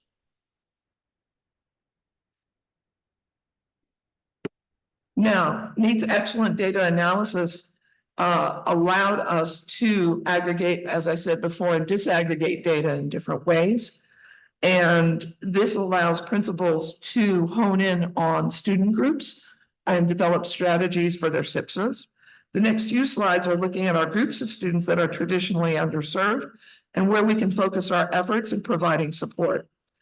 Consider as we go through the next slides, the relative amount of red in each graph. That, of course, represents the percentage of students who did not make grade standards, did not meet or exceed grade standards.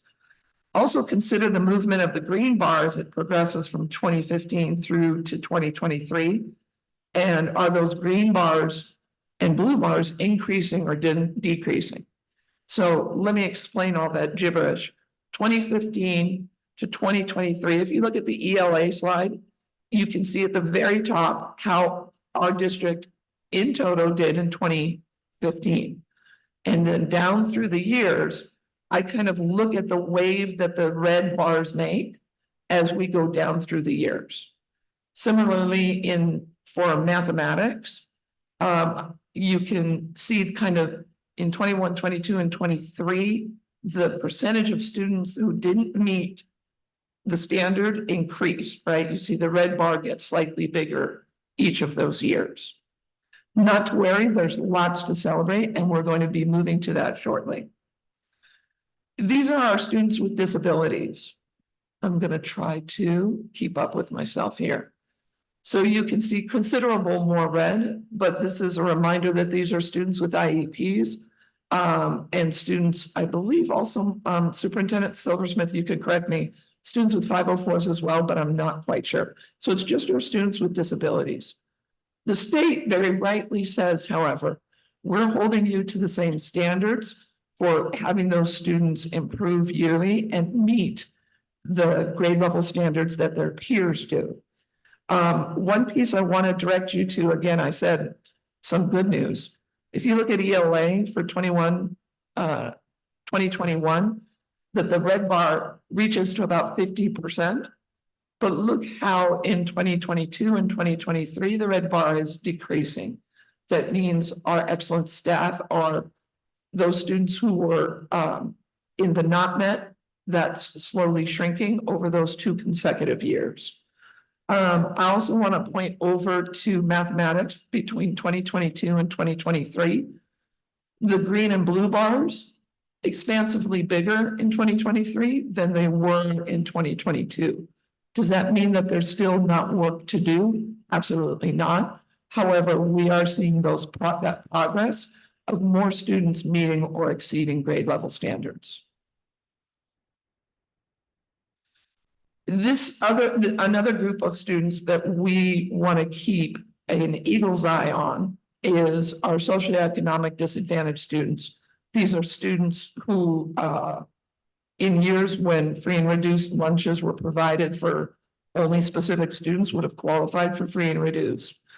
Again, in 2021 and 2022, in English language arts, notice how the red bar decreased between those 2 years, and notice how the green and blue increased. I worked really hard with Nate to find any faults in his dashboard. For some reason, with socioeconomic disadvantage, the 2023 data didn't come up. But I still put this one on because that red bar shrunk and those green and blue bars grew for our SED students between those 2 years. Likewise, in mathematics, green and blue bars got bigger, red bars shifted down. So that means in that targeted student group, we are making the moves in the direction we're supposed to. Still more work to do. These are our Hispanic Latino students, which I understand from my very earliest time here were a place of focus for our school district.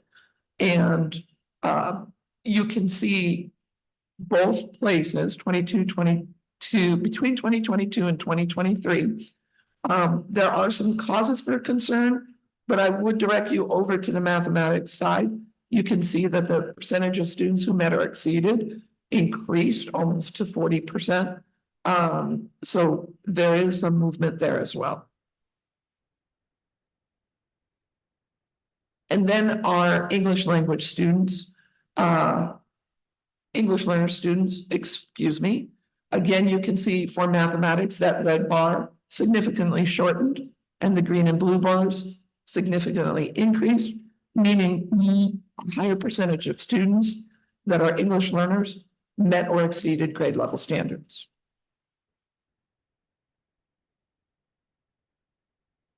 Moving on to the science exam that are taken by our 5th and 8th grade.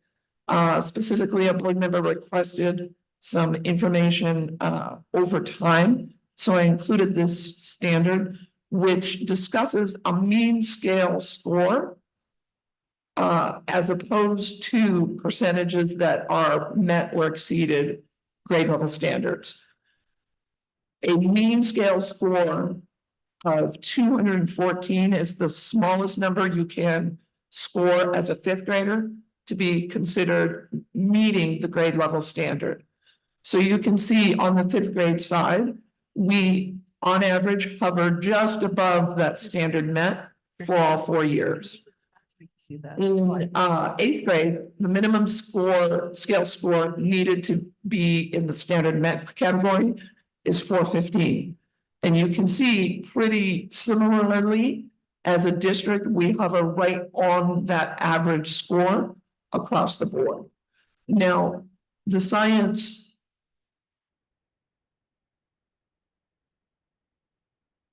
I shall compel you.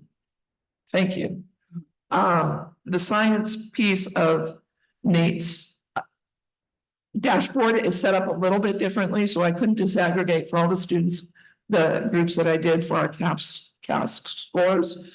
And I separated out the 5th and from the 8th because the mean scale scores are slightly different that are required to be in that standard met category. So you can see 1 point of celebration is the small number amongst our student group in total that do not meet standards on our science exam for 5th graders. This is specifically for 2023. And you can see in 2023, a slight increase of students nearly meeting grade level standards. On the right-hand side is the same data, but specifically for our English learners. 1 point of celebration is there was no blue, no students who exceeded standards in 2021 and 2022. But we have students that exceeded, but our number of students who didn't meet also shrunk a little bit. Conversely, the number of students who did not meet standards shrunk. And this is the same data again for Hispanic Latino students. Again, the green and blue bars are longer than they were the year before. Going to the same data for our 8th grade students. On the left is the graph for all students. And it contrasts very sharply with how our English learners are faring with that test. And this is poor editing on my part. I neglected to label this, but this is the data for Hispanic Latino students in science 8th grade. Again, I want to point out that while we have a ways to go to close the gap between our Hispanic Latino students and our students as a whole, or our white students or our Asian students, that is considerable change in the percentage of students that met or exceeded standards from 2 years ago to last year. Now, our strengths are cause for celebration. I couldn't figure out a way to emphasize teachers and principals enough because the work that goes on daily in our school systems, you heard, I think, Jude speak to it in her principal address about the PLC groups that are going on daily at her school. And I'm kind of skipping around here, so I'm going to read what I wrote so I can get on to the cogent points I want to address. Grade level teams are working together this year to agree on critical standards to address with shared best practices. Our teacher leaders and experts are supporting their peers and building capacity. Mathematics in math, teachers trained in Joe Bowler's mathematical mindset provided PD for their peers. In science, teacher-led professional learning on how to integrate science instruction in the classroom also happened. We've just recently adopted our math assessment for our 3rd through 8th graders that our teachers can use, the Math Annex program, which you all saw presentations on. And we're going to be utilizing our ELOP funds to begin targeted instruction and to provide enrichment activities. Principals are on the daily supporting staff in data analysis and professional learning communities. So the strength in our district lies in the capacity of our teachers and leaders and their willingness and passion to do the work necessary daily to make the changes our students deserve. Now, one of our board members asked specifically about progress with Hispanic Latino students and what has been going on in our district to support their needs. Nate recently spoke in front of you and spoke to the music program and the increase of students, specifically Hispanic Latino students, that are involved in elective music programs. Now, I had a long conversation with Dr. Tang. What in the world does music have to do with academic achievement? And critical in the middle school years are finding the places and spaces where we engage our middle school students in school activity. The disengagement difference that comes between elementary and middle school is dramatic. I speak as someone who was an elementary principal and then a middle school principal, wondering where did all my sweet, wonderful children go? And who are these people in front of me? And then I realized that the critical work of our middle schools is to keep them engaged in school systems. It's easier when they're in elementary school, right? There's the back to school nights and the parents are always there. And that drops off a little bit at the middle school place. So working specifically to engage students in music activities produces that school engagement that affects all of their academics. Because the first thing it does is get them to come to school more regularly. It affects attendance, which in turn also affects their academic achievements. By promoting and providing access to music, we increase school engagement factor for all of our students. Our RTI specialists provide targeted instructions to students of need, and this, of course, includes our Hispanic Latino students. For the past year and a half, our K-2 teachers have undergone results training in specific direct instruction in reading engagement for our K-2 teachers. Again, while that might be a strategy for all, what that does is build capacity of our teachers to address student reading at all levels, including our media students and our students that are progressing on or above grade level standards. And while summer school didn't affect last year's test scores, over a third of our students enrolled in last summer's program were Hispanic Latino. Additionally, programs that are on the horizon, like the mariachi program, again, is providing and hooking in students in terms of their engagement in their community and in their school systems. And these next steps, we are in the process of developing our next LCAP for the next 3 years. The current one expires at the end of this coming school year. So we analyze how our current strategies are doing and how we need to realign them to address the data that I just presented. We're providing school support so that their SIPSs also address the data that we just provided. Continue to build capacity with teachers to implement the new science curriculum with integrity. Again, utilizing our teacher peers to lead that work. Implement the math assessment for 3rd through 8th grade. And then utilize our current structures, like our grade level meetings, like our math and science committee, like our management meetings, and like Dr. Wong referenced earlier, our DAP committee, to make sure that we are a district. We are a school district and not a district of schools. So I thank you for your time and attention. And again, appreciate Nate for all the work he did to get all this data prepared for you. Board members, any questions?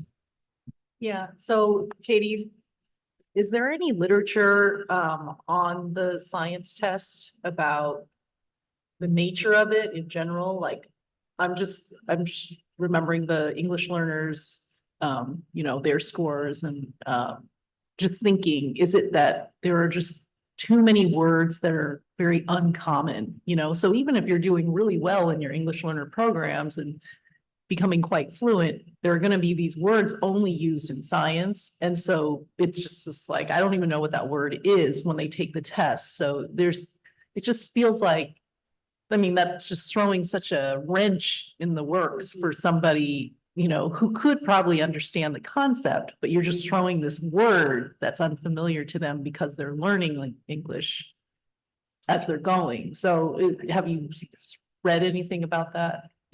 Dr. Wong, you addressed something that's really interesting because this is another conversation I had with Dr. Tang, which is science instruction itself is very inclusive of our students who don't speak English because it's hands-on, it's working with materials and supplies and not necessarily relegated to read the chapter, answer the questions.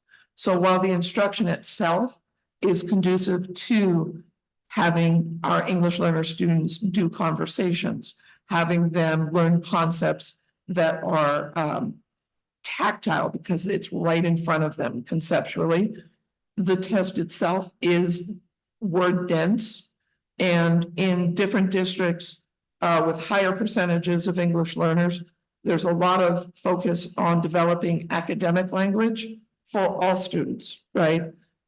Those words that come up in places and spaces only within the four walls of the school that we need to develop their facility with. I will defer to Dr. Tang and Dr. Silversmith to put any other information on that. Definitely, thank you. I want to emphasize, there are different data sources. CAS is one of the data sources that we use, and I think it's important for us to look into formative assessments as well as diagnostic. This is something that we are actively exploring to find ways, because as Katie had mentioned, while we do really, really well, the current CAASPP does not really measure how well they understand conceptually. So we definitely need to explore different sources. We have a newly put together math and science committee as well. So that I believe would be one of the structures that we utilize to get at that work. And I also want to add that earlier in our presentation, we really want to continue to help make our EL plan robust. And I think that is really, really critical, is in conjunction. And I think Katie did a fantastic job talking about access. So in order for us to really elevate the academic achievement, we want to make sure that everything that we're doing, we want the whole entire system and the structures that we have to elevate all together. So hopefully that will, I strongly believe we can get there. And I think you're right, Trustee Wong. There's a lot of research by like Kate Kinsella and academic vocabulary and that access for students that are learning English as a second language. And that's why we did a lot of professional learning in grades 3 and up with Jeff Swears last year, if you remember.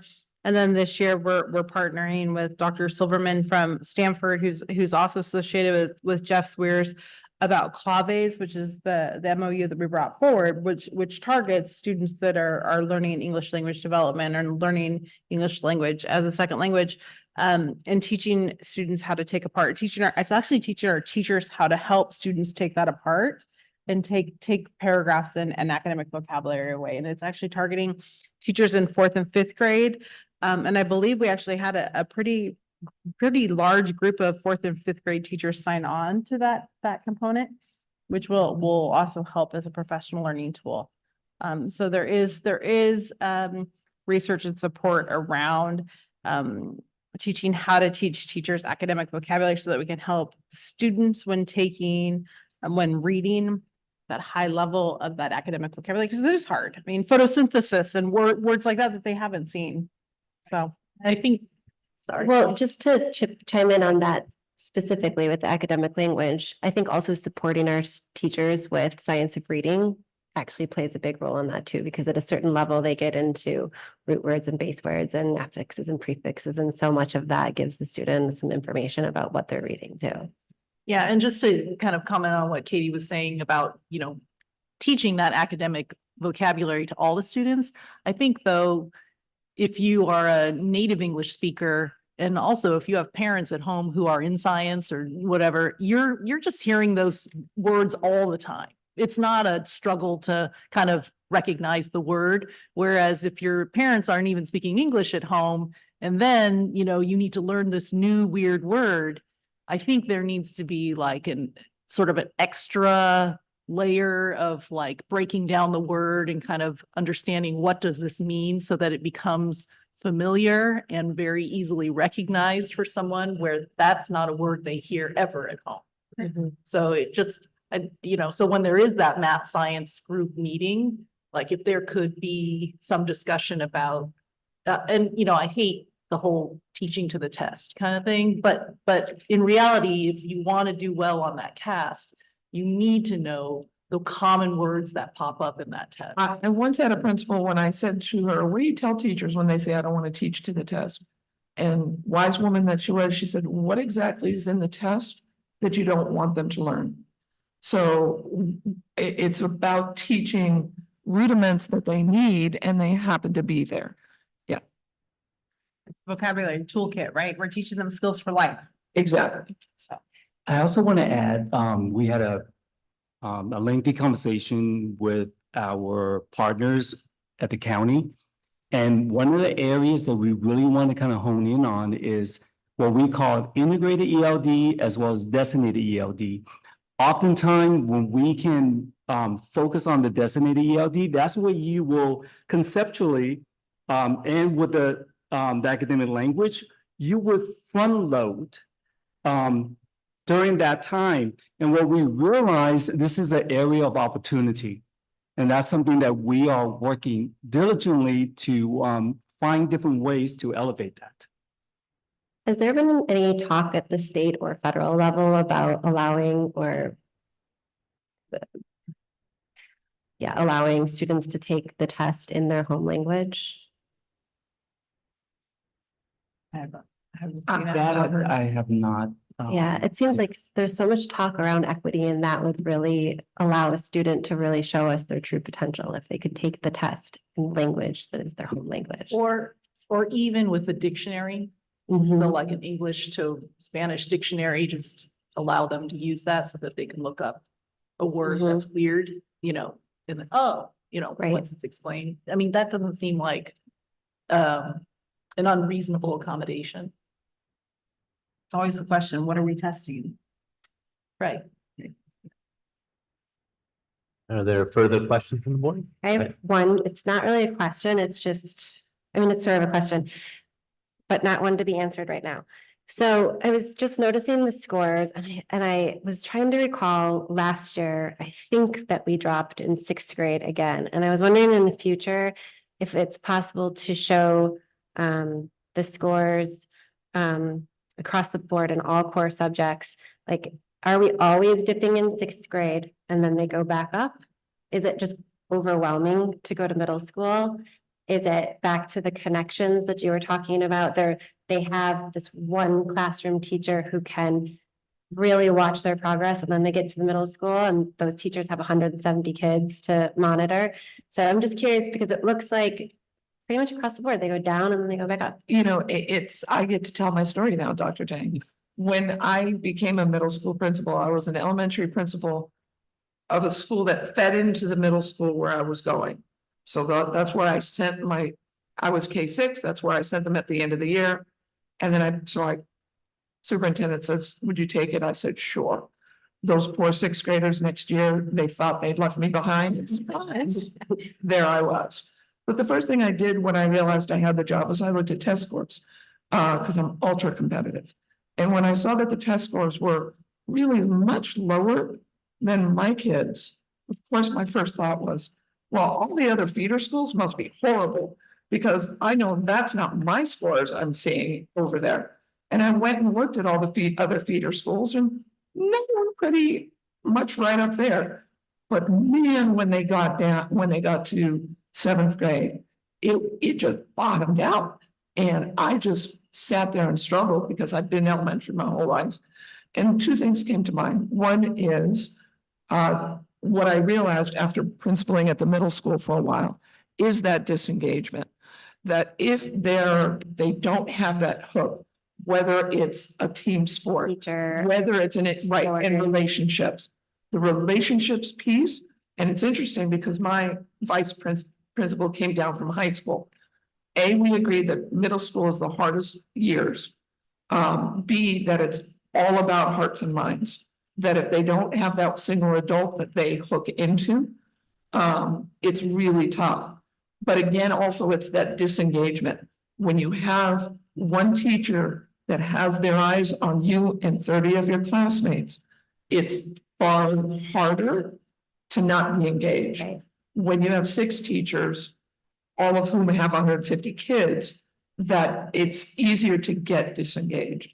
So that's why I fronted the music program as what I perceive from my experience being so vital at keeping that hooked in.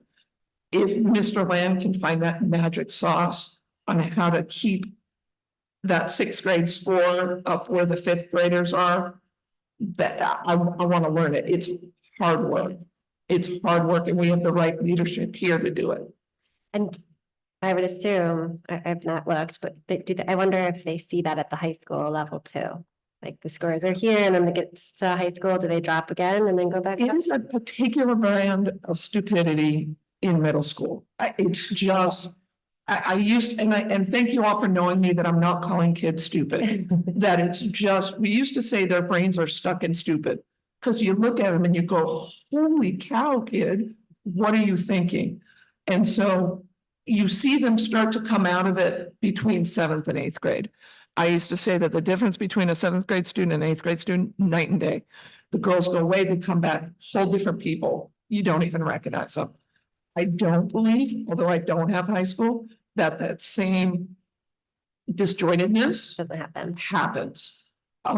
Middle school, comprehensive middle school resembles comprehensive high school enough that dissonance isn't as acute. Yeah. Anyways, that was sort of my question. It's a question for a year from now. If we could look at it again and then maybe look at it over the next couple of years and just sort of brainstorm about what we can do to buffer those 6th graders. Can I share a bright spot? One of the things that our principals are trying to do is to think of different instructional models. And one of the challenges that we find oftentimes when they transition from elementary to middle school is the class structure. In elementary, we have self-contained classrooms. Katie spoke about the relationship piece. And I know for a fact that many of our teachers, upper grade teachers, as well as principals are really rethinking. And this is something that we love to look into a little bit more and continue to capture student voices. What are their experience transitioning from elementary all the way to middle school?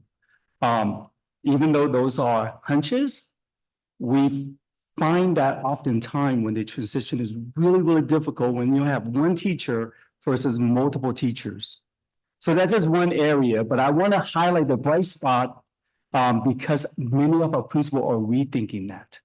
So thank you to all principals as well as Katie for working with them on that as well.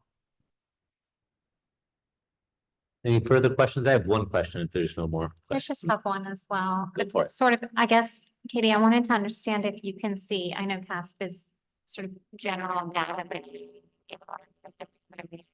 are you able to see sort of which sites or which classrooms need more help and then focus more attention on that? Or do we just sort of generalize based on it? I'm going to defer to Dr. Tang and Dr. Silversmith because I believe they are starting to discuss the best ways for support, for instance, from our RTI specialists. Right, because resources need to go and be placed where the students are of need, so. That's a really good question. So in January, we're going to be presenting our RTI assessment data. Hopefully that we can engage. We definitely, Dr. Supersmith and I are definitely having conversation and looking into how we can better support. Every school is different and the context is different. So I want to be cautious in terms of looking at how we're looking at. I think we have amazing educators. And sometimes their growth, and I emphasize the different types of assessments that we need to do, because when we look at CAASPP, we're only looking at the summative, which is the end of the year. What we would like to look at is the progress over time. So hopefully that will present itself, when we do our presentation on the different assessments that we are using currently. I would just add, Trustee Gulam, who's saying it, when we deploy resources and when we look at budgets, we look at multiple facets. So when we look at staffing model, we do equity in staffing. So a student might count as a 1.0, but then we would look at unduplicated students. So if they're a foster youth or a student that speaks an additional language, or a student that's considered socioeconomically disadvantaged, or what we would consider a student that might need a higher need, we would count them at a 1.25. So when we look at certain staffing components, that would be something we would look at, but that's just one area that we would consider. So there's multiple things that we look at when we do look at staffing for resources.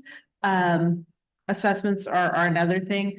CAASPP is a snapshot, but that only gives us grades 3 through 8. So like Dr. Tang was speaking to, when we bring forward in January a lot of our data, we're bringing forward K2 data, which will be a first time that we're really looking at that as a by school site for the trustees to look at. But multiple things come forward when we look at all of that, including enrollment.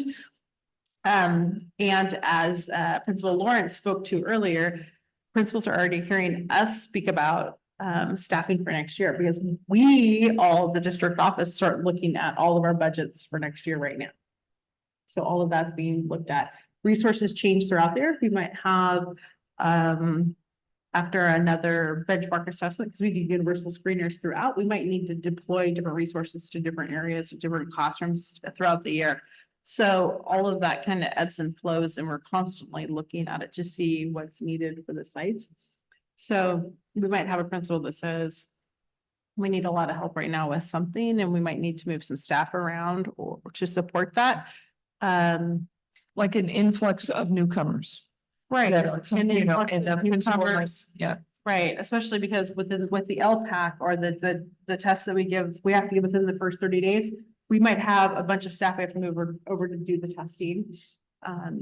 But there's definitely a constant watch. It's almost like a dashboard that we're constantly watching for that we're aware of. But it is something that we're looking at, and we're constantly reassessing. But the resources and the changes for resources are something that we're actually reevaluating right now, looking at, especially based on speaking with the FCMAT report and everything else that came out too. So hopefully that helps.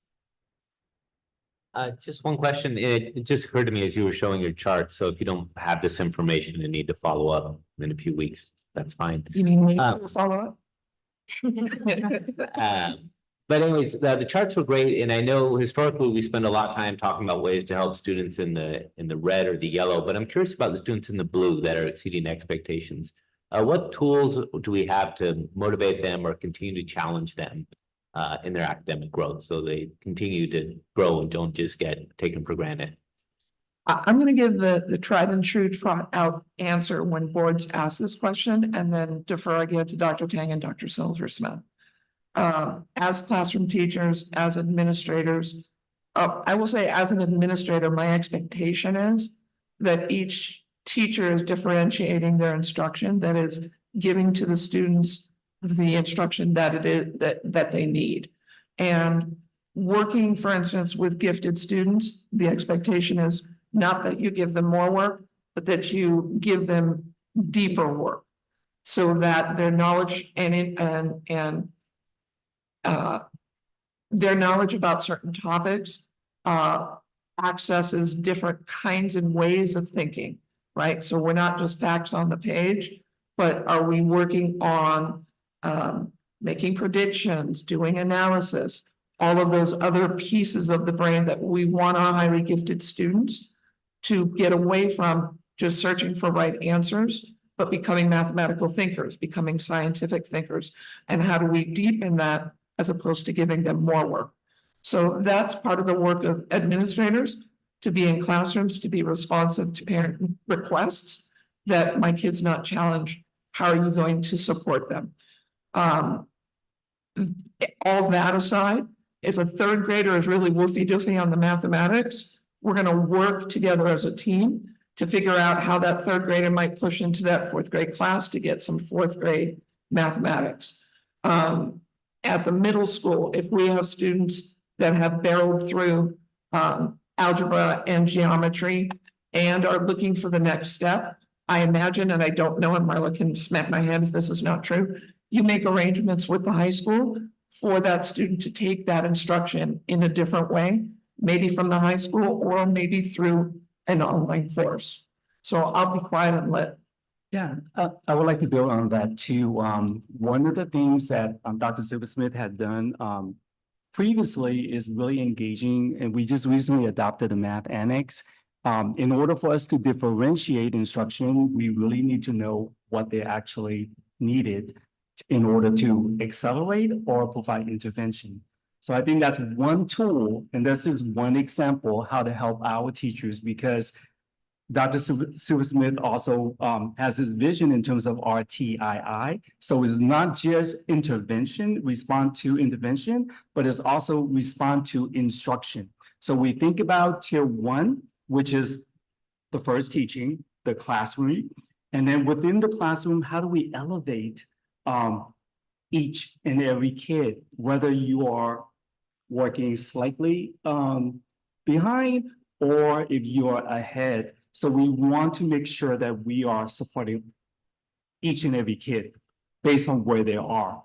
So tools is one criteria that we look at. And so those are just examples. The curriculum adoptions that we've adopted over the last few years also have extension activities embedded within too, so that there are deeper integrated components to also help do extensions. I think as we go through the professional learning areas that we've brought people in or we've sent people out to, that is one of the areas that we've really looked for people that can help expand our teachers' toolkits with too. So whether it be Jeff Zweers or CRLP or Joe Bull or any of the components that we've really invested with, that's been one of the big things. We want to be able to teach, give everybody a year's worth of growth, no matter where they are on that spectrum. With the belief that we're teaching at the edges, we're teaching in the middle, that everybody's getting where they are. You know, we are a public school entity and we teach to who walks in our walls, and that's important to us. So really making sure that we're supporting people. And we also know that when kids are bored, we see more behaviors, right? And so we want to keep them engaged in class. We want them to be excited about reading. We want them to be excited about learning. And we also really truly believe in our mission of the, you know, we're the creators and thinkers and learners of tomorrow. So we want them to know how to ask the right question. And we invested in that a lot of years ago, and we want to continue to work on teaching kids how to ask the right question. If they can Google it, don't teach it. Let's get them to ask new questions. So thank you very much. Thank you, Katie. Thank you all. Thank you. We're moving on. Item 21A, Business Finance, District Rekeen, Phase 3, Franklin Elementary School and Lincoln Elementary School. These are the final phases of the rekeying project. We have Lincoln and Franklin Elementary School left. So these two contracts should be completed by spring of 2024. Right, you need a approval vote for this? Yes, we All recommend right. approval to ratify the contracts. Right, I will move to approve District Reclaim Phase 3, Franklin Elementary School and Lincoln Elementary School. Is there a second? I'll second. Thank you, trustee Wong. We have to do a roll call vote now. Trustee Brown, Aye. trustee Mudd, Yes. trustee Gulum Hussein, Aye. trustee Wong, Yes. and I am a yes as well. The motion passes 5-0. We will move on to item 21B, 2023-24 first interim budget report.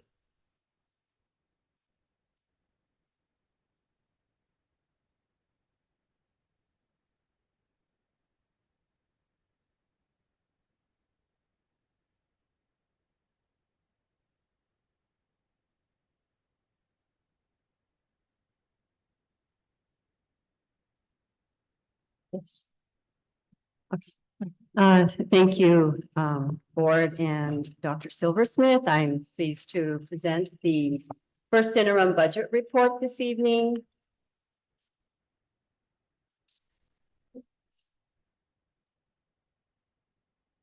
So the first interim report covers the period of July 1 through October 31st of every year. This report is submitted to the San Mateo County Office of Education. It's due by December 15th. The last time the board received a budget report was in the unaudited actuals as well as the June adopted budget. So this report represents changes between then and the budget was signed by the state after the board adopted the budget. So there were some changes based on the governor's budget as well. And the first interim needs to be certified, whether it's positive, qualified, or negative. Positive certification means that the district will be able to meet its financial obligations in the current year, as well as the subsequent 2 fiscal years.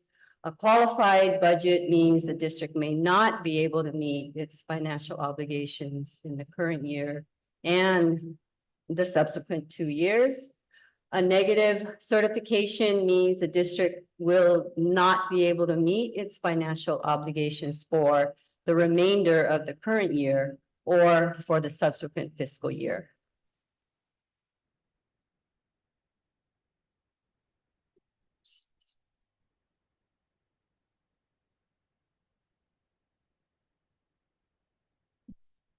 Thank you. So first, we look at our revenues, the unrestricted and restricted revenues total 53.8 million. The revenues represent 21% is restricted, 79% of revenues are unrestricted. Unrestricted means that it could be used for any general purpose. Restricted revenues are only used for the specific allowable uses for those resources. We have revenues from LCFF, which is 78% of our revenues. We have federal revenues and other state revenues, which includes lottery and some of our block grants, and then local revenue, which includes our BCE donations and some rental income. Some of the changes since adopted budget is that we had an increase in LCFF, and I'll go over that a little bit more in a couple more slides. We did have a decrease in our special ed SELPA allocation and some increases in our special ed funding, and about 10,000 increase in our title monies, an increase in our arts, music, instructional materials block grant, and a decrease in the learning recovery emergency block grant, which was part of the governor's final state budget.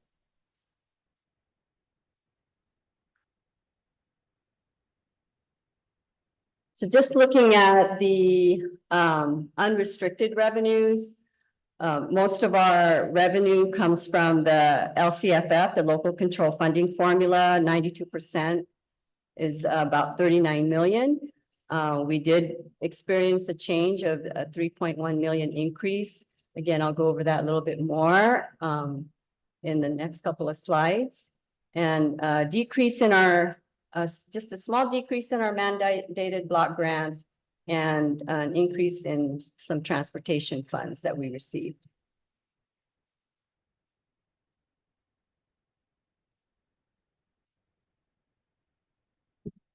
On the restricted side, we had a decrease in SELPA allocation. Like I mentioned earlier, SELPA is our special ed local consortium, and 119,000 in our federal special ed and title funds, and a net increase in our arts, music, instruction materials block grant, as well as our learning recovery emergency block grant, for a total change in revenues on the restricted side of 179,000. You can see that 44% of our restricted does come from other state revenues, which includes our ELOT funding and the arts music grant, as well as the LRE, and also some restricted lottery.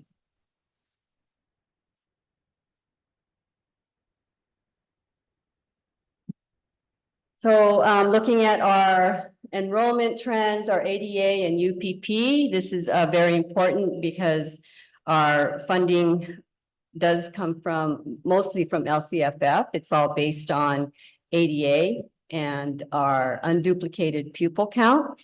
Our unduplicated pupil count is our foster youth students, our English learners, our socioeconomically disadvantaged students, and our homeless, which represents about 22% of our district. You can see that our enrollment trend has been steady. We had slight declines in 21-22 and 22-23, and then it started going up a little bit this year, and we're projecting slight increases in the next couple of years. Our ADA to enrollment ratio is about 95.7%. This is in line with what FCMAT had assumed as well. And just remember, our funding is based on ADA and not enrollment.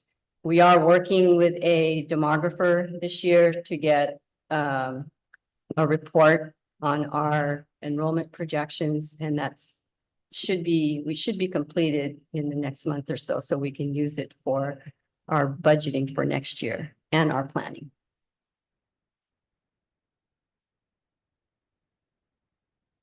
So this is a lot of information. As you know, this year we are falling into what is known as community funded status, which is also known as basic aid. What that means is that the property taxes that we're receiving exceeds the amount of our LCFF entitlement. So whenever our LCFF entitlement, you see that line there, is more than the total funding, and then we fall into basic status. So in this case, when we take our COLA, these are all the different factors that go into this calculator, the cost of living adjustment. You take your enrollment and your ADA, your unduplicated pupil count, you throw that all into the calculator, and it gives you that total LCFF entitlement.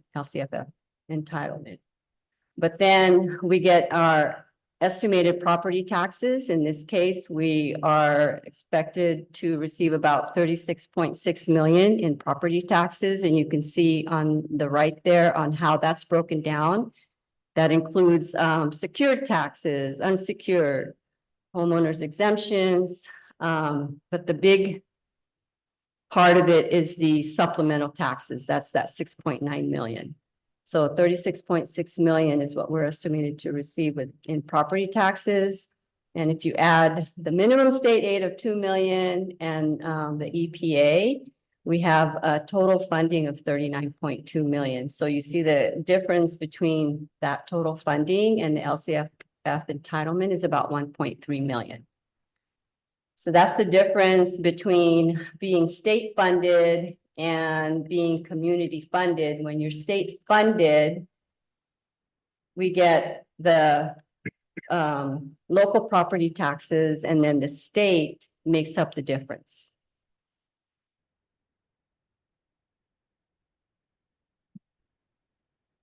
So again, in being basic aid community funded, it really is about the property taxes. And this district falls in and out of basic aid because we're like in the cusp of being state funded or community funded.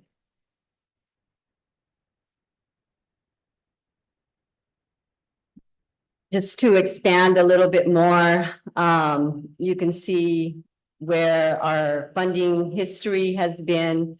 In 2021, that was the last time we were community funded. Again, we do the calculation on what we are supposed to receive under local control funding formula. Our entitlement in 2021 was 29 million. And then when we look at our property taxes and what the state gives us, our total funding was about 30 million. That's why we were community funded in that year, because the total funding was more than our LCFF entitlement. In 21-22, you can see the entitlement is equal to our total funding, so we're state funded. And then last year as well, we had an entitlement of 33.9 million. That was the same as our total funding, which is why we were state funded. And then this year, our entitlement is 37.9. Our total funding is 39.25. So we are community funded.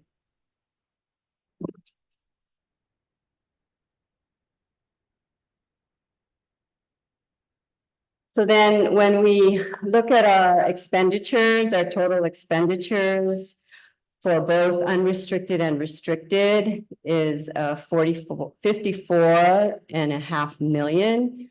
We did have a change in our utilities. We increased that about 363,000 and increased our restricted grants, the 3.3 million, which represents really our carryover from last year.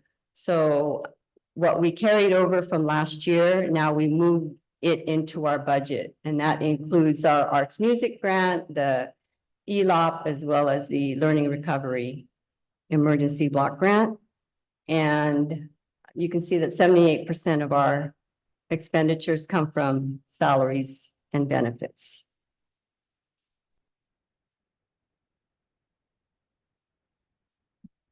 Contributions, this is the amount that the general fund contributes to restricted programs, and the two main contributions are to our special education program as well as the routine restricted maintenance program. So you can see in special ed, what we receive in revenues is less than what we spend in that program. So the revenues that we receive is about 2.6 million, but our expenditures are at 6.6 million, which is short 4 million. So the general fund contributes 4 million to the program. And for the routine restricted maintenance, we are required by Ed Code to contribute at least 3% of our total expenditures to routine and ongoing maintenance. So our total contributions from general fund to our restricted programs is 5.7 million. And the change that's the 352,000 is the decrease that we received in our special ed allocation.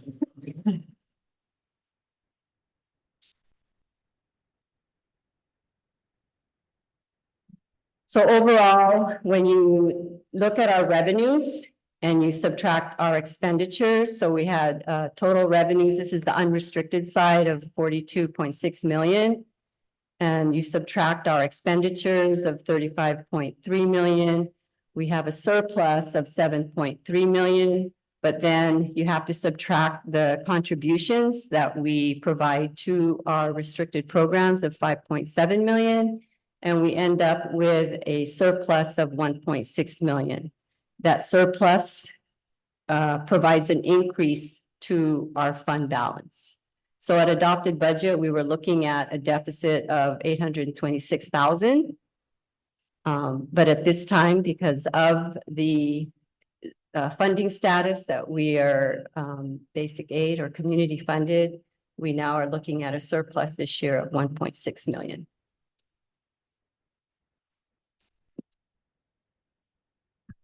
So what does our fund balance look like? We had a beginning balance of 2.4 million. And then if you add the increase to our fund balance of the 1.6, we now have a net ending fund balance of 4 million. The 4 million includes 1.9 million in committed funds that we will be asking the board to approve a resolution to commit the funds to facilities repairs. And then also because the community funding is considered one time, we did want to set aside some funding in case we fall out of community. Well, the projection looks like we will fall out of community funding next year. So there's $1 million there. And our assigned ending fund balance includes a reserve for economic uncertainties of 2.1 million. You can see in the adopted budget, we only had 1.6 million in our unassigned, but now because of the increase at this first interim of 4 million, we've been able to increase some of the assignments and the commitments in our ending fund balance.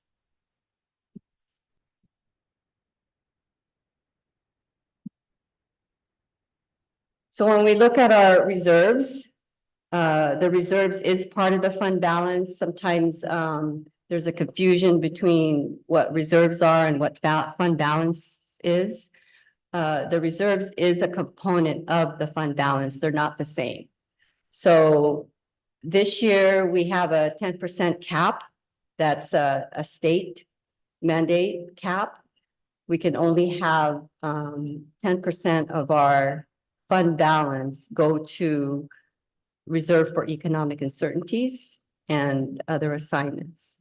So when we're looking at our general fund, we have 2.1 million in our reserve for economic uncertainties. And then in Fund 17 is where the other reserve for economic uncertainties is for 3.3. So we have a total of almost 5.5 million in our reserve, which is the 10%. During adopted budget, some of the ending fund balance was, well, most of it was in the assigned category. So when you're looking at the 10% cap, anything that's assigned or unassigned counts towards that cap. So in order for us to stay within the 10%, we have to designate some of our fund balance to the committed category. And this was one of the comments that the county made to the district when they reviewed our adopted budget. We had to make this adjustment in order for us to stay under the 10% cap.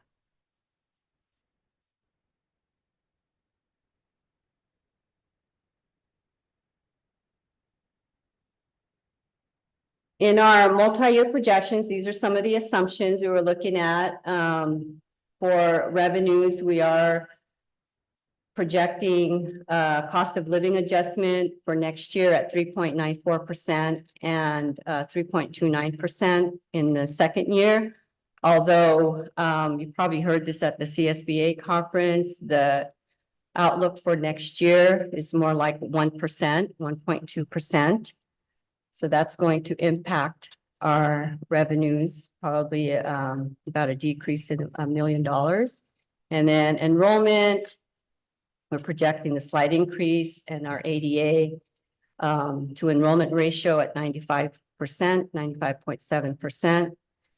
Funded ADA is based on the higher of the current year ADA, the prior ADA, or a 3-year average. So they take the higher of those three And that's what the projection is for the next 2 out years, about 3,200 next year and 3,251 the following year.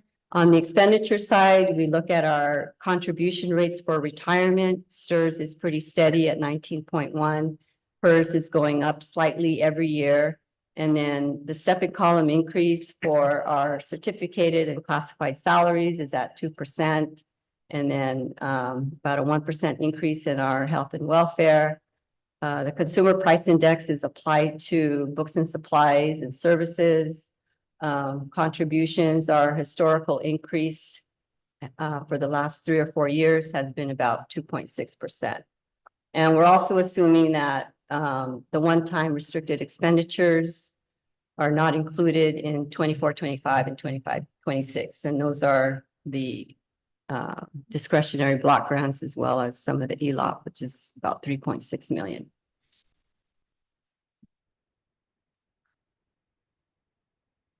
So when you take all those factors in, you're looking at the revenues and expenditures. The bottom line is the increase and decrease in fund balance is about the middle part of this spreadsheet.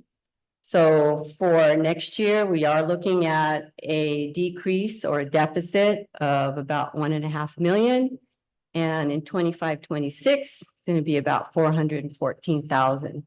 So in the next 2 years, we are looking at about 1.9 million in decrease in our fund balance. So you can see that, so this year, our beginning balance of 2.4 with the increase of 1.6, we were at 4 million. That ending fund balance becomes the beginning balance for next year. And so you subtract the decrease in fund balance of 1.5 million. Now we're down to 2.5, and that becomes a beginning balance for the next year. And you subtract the decrease in that fund balance. So by the 3rd year out, we're at 2.1 million.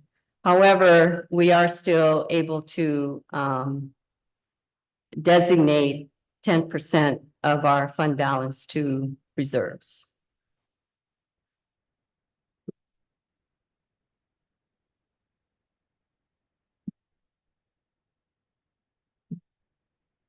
Here's a summary of our other funds. We have 8 other funds in addition to our general fund. We have our cafeteria fund, deferred maintenance, the special reserves for other than capital outlay, the building fund, which is mostly our bond fund, the capital facilities fund, which is our developer fees income, the county school facilities fund that we are probably going to close that because there's only $2 and the district probably at some point received facilities money from the state, which where that money would go.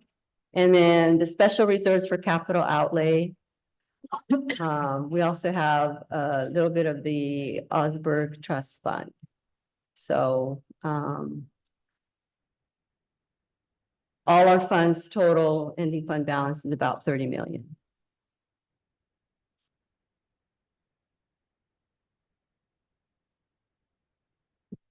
So what happens after first interim? We are looking forward to the governor's budget proposal that's coming in January. That will kind of give us the roadmap for what we will start planning for the adopted budget for the 24-25 school year. We have another second interim report that we'll be presenting to the board in March. And then the May revise, the governor will present some revisions to his January proposal in May. And again, that will help guide us through our budget adoption, which will come in June. And then the cycle starts over again.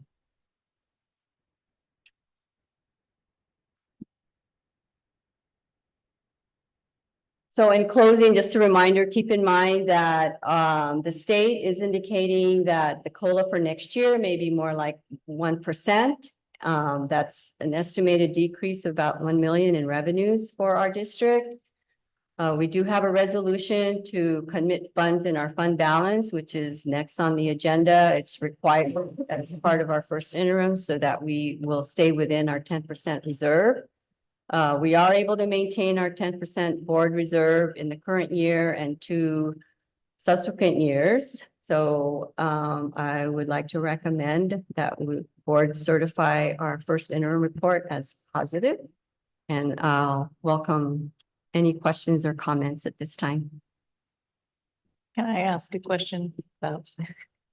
So years ago, we had, we signed an MOU with the city of Burlingame about our turf maintenance. And we agreed that each side would be setting aside money each year to build the fund so that in 10 years, when turf needs to be completely redone, we're each contributing 50% to that.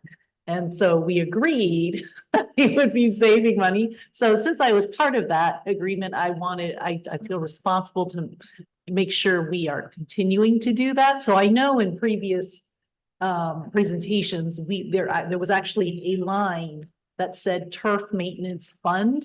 Has that been like absorbed into deferred maintenance or somewhere else? Because I didn't see it in the FICMAT report. I don't see it here.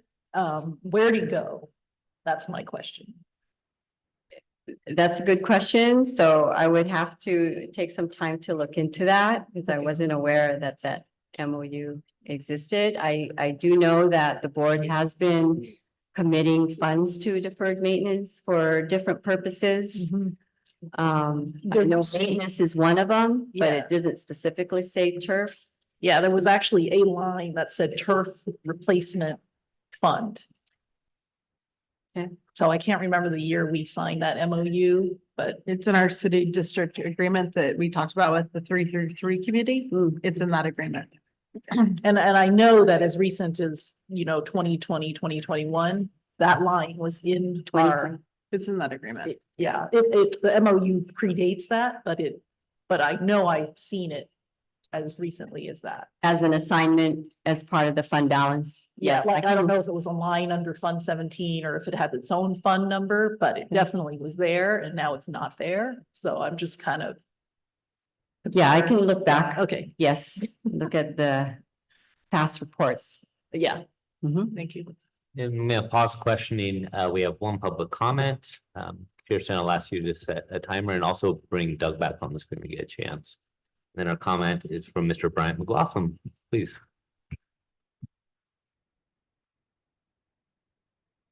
Thanks for the presentation.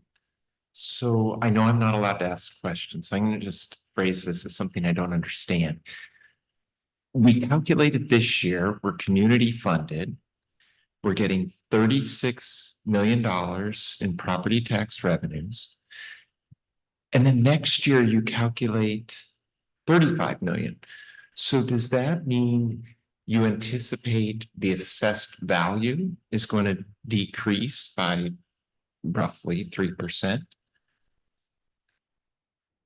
I would point out the only year in the last 25 years that assessed values have dropped was 2009, and it was less than 1%. So I'm probably missing something. And I know I'm not allowed to ask questions, but I'm just saying that that's something I don't quite understand. Why if we're community funded and the calculation's 36 million this year, how does it end up at 35 million next year? The community funded calculation. Thank you. Thank you very much. Do you have questions? Are there other board questions? Have comment. Comments are welcome. Marie, that was the most amazing executive summary I've ever read. Thank you. As somebody who I've said this before, but I really appreciate the way you laid it out, and I was able to sit down with it, and it was so well done. Thank you. I agree. And I also have a question that maybe is to the question because I know we covered it at the last board meeting, but on one of the earlier slides, and I think Doug had maybe mentioned this in that meeting, there's a difference in the books and records line item, or sorry, books and supplies, books and materials. And we had talked about what that was a result of, but I wondered if you could maybe spend a minute just telling me again. Oops, sorry. That's right before the contribution slide, if that helps.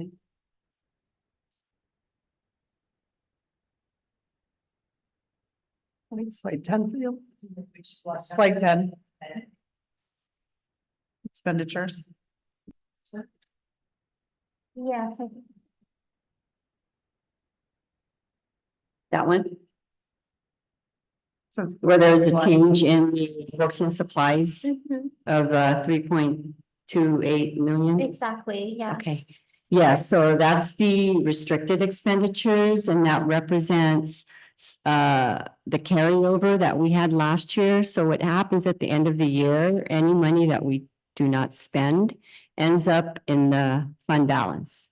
So by first interim, we add it and move it up to expenditures. So last year, we had some carryover funds in the arts music grant that we didn't spend. And we're planning to spend this year. So that's what that 3.3 million is. So it's not necessarily books and supplies. It was, excuse me, it's the arts music block grant that's in there. It's ELOP. It's not necessarily like textbooks. I see, okay. So that, I think that's the confusing thing. When we say books and supplies, I think people think it's like textbooks and like glue and scissors. That's not what it necessarily, I think you and I also had that. Yeah. That discussion too. Right. So can you describe, it's actually restricted funds, it's ELOP, so it's extended learning opportunity grants, it's arts music block grant, so it's restricted funds. Does that help? Yes. Understood. It's the learning recovery grant. And what we do initially is to put it in that category. But if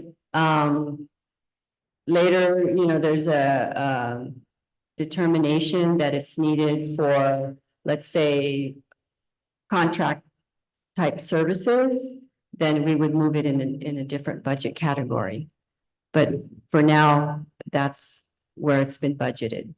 And that could be instruments. And It's not just, it's restricted and we have to use it for a specific. yeah, it's all restricted. Yeah, It can only be used for whatever that specific grant is for. I think the confusion is calling it books and supplies. Maybe I said the same thing. They're saying I said the same thing. Yeah, the different categories in expenditures, those are the general descriptions. With the salaries, the benefits, books and supplies, just happens to be the generic category for. It's not just books, for materials, computers, it could be computers, Right. And then same thing with services. There's so many different items that can fall under those different categories, but that's just a generic description. Yeah. Does that help? Yes, it does. Thank you. We have further questions from board members? Yeah, can you all hear me? Yes. Okay, Yes. great. Yeah, I mostly comments, I guess. I really wanted to echo Lisa's comments. Marie, this presentation was excellent. The information that we got summarizing the first interim was great and had a lot of detail. So I, first of all, thank you for that. I did want to just spend a minute to acknowledge that we had a special board meeting last week where FCMAT presented their results, and the numbers were a lot different than what we're talking about today. So I just want to make sure anyone who's listening kind of understands that FCMAT, who's basically we're kind of state entity that does audits of policies and procedures, but also multi-year financial plans and budget. So we asked them to come in and review our financial situation and our some HR policies and other areas where we could improve. And we spent a lot of time talking about specific recommendations that we're undertaking many of already to improve some of our processes and controls. But I just specifically wanted to talk about the multi-year plan, which was presented last week in their materials. It was, as they said several times, a point in time, and it was a little outdated by the time we had that discussion. But it also looked significantly worse than what we've reviewed tonight. And I just want to reiterate for anyone who is comparing that these are the correct numbers because they are more recent and they incorporate things that are specific to our district that Marie has spent a lot of time with Marla and others to understand and refine. So the results are so much better that I think it's worth mentioning that, you know, the FCMAT multi-year plan showed $2 to $3 million deficits, you know, this year and the 2 following years. Whereas these numbers, which are current, show, you know, 1.5 million positive this year, 1.5 million negative next year, 1.6, and then 400,000 the following year. So clearly a lot better, which is fantastic. And I feel very good about where we are based on this information and the presentation. But I do think we have some challenges. And I think going forward, and Marie, you highlighted most of these, but the cost of the COLA adjustment, which affects how much the state gives us, is probably a little bit optimistic, as Marie mentioned. If it comes in lower, the state budget is not in great shape, so there's possibility that the state will reduce funding overall for schools, so that could hurt us next year. And there, as Bryant mentioned, or in his question, the community funding status is something that we just don't know year to year. And I think the reason that we're being conservative and saying we won't get that money next year is that it depends on how much the minimum is, and the state affects the minimum. And if our property taxes are below the minimum, then we get the minimum. And if our property taxes exceed the minimum, then we get the extra. So I mean, that's a simplified way I think about it. We just don't have visibility on that relationship and whether we get those monies. So we're trying to be conservative and saying that as we did in, I think it was 2021, we were community funded briefly for a year, and then we went back to the state funded status, and you know that may well happen again next year. So I think it's appropriate to be conservative on that front. And in fact, we have the $1 million reserve reflecting that, because we know that we might lose that 1.3 million that we're getting this year. We might not get it next year. So I think there's a risk there. And we don't assume any salary increases either. And we have negotiations, and I think I understand that's standard practice, but it's another risk to the bottom line next year. So I guess my point of saying all this and the long discussion is just to say that we're in much better shape than it appeared at the last meeting, which we knew would be the case. But it's great to see these numbers. But we do have some significant risks ahead of us. So I think we'll have to think about the budget going forward and making sure that we are structurally balanced, which means we have, you know, on a given year that we have enough coming in to cover our expenditures and that we're not spending down our reserves. So I do think we still have some work to do, but I think this is a great place to be and an improvement from what we saw last week. So that's all I had. Thank you. At the community funding portion, because I don't understand something, and maybe you could just talk to me like I'm in middle school. Why? I understand the county, San Mateo County Tax and Assessor's Office makes this determination, not Burlingame, right? That we're community funded, not LCSF. Is that correct? Like we don't get to control whether we are. Right, we do not. So it starts with the LCFF calculator. First, we have to calculate what our entitlement is that we would get allocated from the state. And that is based on our enrollment, our ADA, our attendance rate, and the unduplicated pupil counts. So if we're declining in enrollment and declining in ADA, I mean, that really doesn't have anything to do with our property taxes. But then when you look at what that total calculation is, and you compare it to what we'll actually receive in property taxes, that's where it gets really complicated. And we don't know the property tax side until this time of year. Right. Okay. Yeah, we get that around October when we get those projections for property taxes. And so for some reason, Burlingame goes up and down with property taxes. You can see that, that one slide where So it actually ends up, if the more we lose students, the more likely we'll be community funded because our actual entitlement will go down. Right? So Yeah. end us Yeah. being more likely to get basic aid as our numbers keep going down, but since our numbers are now calculated to go up, it's actually pushing us back into LCFM, which is kind of. And is there someone that I'm sorry, Doug, I'll call on you 1 second. Is there someone that keeps track of like the housing that's being built in Burlingame in terms of how that will impact the property tax revenue? And how that's projected to affect schools? That wouldn't be our office or your office. But is that, again, if I wanted to learn more about this, would I go to the county assessor's office? Do I go to Sacramento?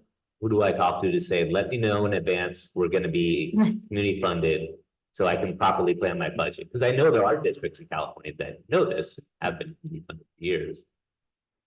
Yeah, that's a good question because, I mean, one of the ways that we're trying to estimate is looking at historically, what has the trend been, you know, and we built that into the next couple of years. But other than that, not sure how would we. But when we spoke with the county office, it's also, a lot of our new builds are apartments versus homes, right? So that would be a difference because it's not usually apartments, correct? It's not usually commercial, is my understanding. Yeah, that so correct? the supplemental taxes have Right, something so to do they're with saying it. that it's more home builds is what I was my understanding in the conversation. So. Yeah, that might. Is what the county had said, and then to go, Dan, to go back to your, or trustee or president or whatever, to my left.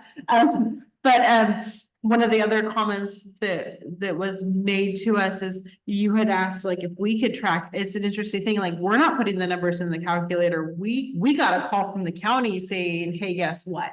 So it's not even us being able to put numbers in a calculator to figure it out. They literally call us and tell us, this is what happened. So the county could be a place to go if I want to go down there. Let me know. Yes. And it was the county office The of county education that called us to tell us, so. Yeah, based on the estimated taxes that they Right. received. Because they Right. were just putting those together and they were gonna publish them and distribute to the district. So they had that information The for San Mateo us. County Office of Education. Yes. They received numbers. And then Doug, did I interrupt you earlier? Were you speaking? Yeah, sorry, I should have waited for you to call on me. Apologies. I think we basically covered it, but just a point of clarification, we don't get the property taxes. The county obviously collects the property taxes. I do think, Dan, to your question, it would be useful for us to have a little better understanding, and to Brian's question as well, or his comment, to have a little better understanding of what to expect for just the bottom line property taxes coming into Burlingame, or coming into the county for Burlingame properties in a given year. And what is it, are we thinking about that correctly? Because it is an important question of maybe we can get a little better visibility on whether we're going to be community funded next year or not. So yeah, that's all. Thanks, Dan.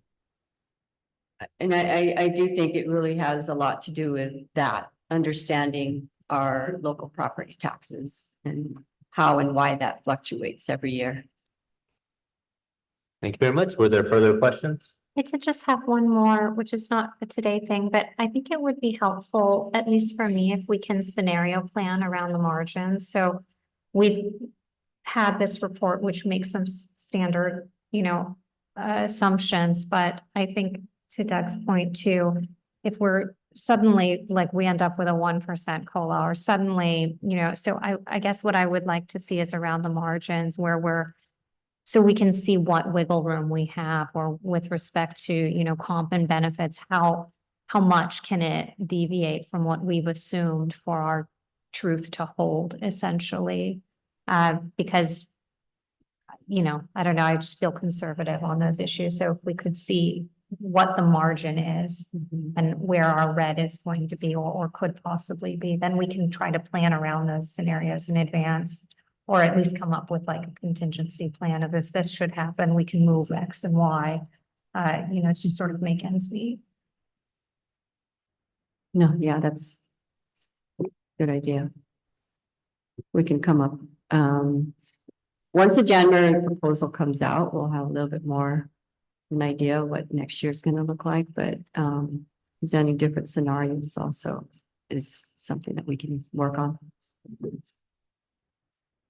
Thank you. Any further comments before we vote on this matter? All right, it's a voting matter. We need to vote to approve the interim budget. Someone like to make a motion? I'll make a motion to approve. Thank you, Lisa. Is there a second? A second. Thank you, Sarah. All right, we'll roll call vote. President and Trustee Doug Brown, Aye. Trustee Mudd, Yes. Trustee Gulam Hussein, Yes. Trustee Wong. Yes. I vote yes as well. The motion passes 5-0. Thank you, Marie. Thank you. Next, we are on 21C resolution. Commitment of funds and fund balance. Yes, so this is a resolution to designate our fund balance in the committed category. So the commitment that we are looking at under the general fund is to put $933,000 in facilities maintenance and repairs, the $1 million in community funding reserves. And under Fund 17, it's the strategic foundation support of $2.75 million, technology replacement of $350,000, curriculum adoption of $2.2 million, for a total of committed funds in Fund 17 of $5.3 million. So total commitment is about $7 million. Are there any questions on this matter from board members? No. All right, someone like to make a motion to approve? A motion to approve the commitment of funds and fund balance. Thank you, Florence. Is there a second? A second. Thank you, Sarah. Roll call vote. Trustee Brown, Yes. Trustee Mudd, Yes. Trustee Gulam Hussein, Yes. Trustee Wong. Yes. I vote yes as well. The motion passes 5-0. On item 22A, administration, board bylaws, 9,000 series, first read, Superintendent Silversmith. All right. Tonight, we are bringing forward our board bylaws, the 9,000s. As you are aware, this year we are updating all of our board policies, our administrative regulations, our board bylaws, and our exhibits. We are starting with our 9,000s. This is our first read of these. And we do have some comments on some of them. But we do have all of them. So this is our first read. Is there any discussion on any of them? Well, a lot of them need options to be chosen, right? So we Absolutely. have to kind of go through each one. Yes, we do. We have a lot of them. Okay. Yes, I noted that as well. All right, would you like to begin, Trustee Wong? Or how would you like to do it? No, I was gonna let Marla just go down. No, we can absolutely go through them top to bottom. I mean, some statutory analysis at 9 PM, everyone's excited. I think 9100 is the first one that we need to make an option decision on. Which one? I'm sorry, I didn't hear you. 9100. Yes. Open up. 100. Let's see, this is organization. Policy referencing. What would you like to amend or edit or comment on? We have to choose an option. Oh, yes, many of them have options. They're like I would- highlighted. I was looking to, do the options, or maybe it's a question for you, Marla, do the options kick in once we institute the policy, or does the option need to be selected before passing it? In other words, do we choose the option whenever we exercise the policy? I think we have to I think choose we the choose option before. and vote on it. Okay, Yeah. Yes, exactly. all right. Okay. Is there a preference for 9100? Can you tell me what the options are? I just wrote a little note, but I don't know what it was. We get there. Would you like me to read the options? Yes. Option 1, this is Can you have a microphone? Sorry, Wes, can you get, or do you have a mic? I just want to make sure that Doug can hear you. I can hear. Kristen? Board bylaw 9100, section election of officers. Option 1, the board shall each year elect one of its members to be clerk or vice president. This member shall be one who previously has not served in office unless all the board's members have previously served in office. After serving 1 year as clerk or vice president, the elected member shall serve 1 year as president of the board. That's option 1. Option 2, the board shall each year elect its entire slate of officers. And then under that, it proceeds to say no board member shall serve more than blank consecutive years in the same office.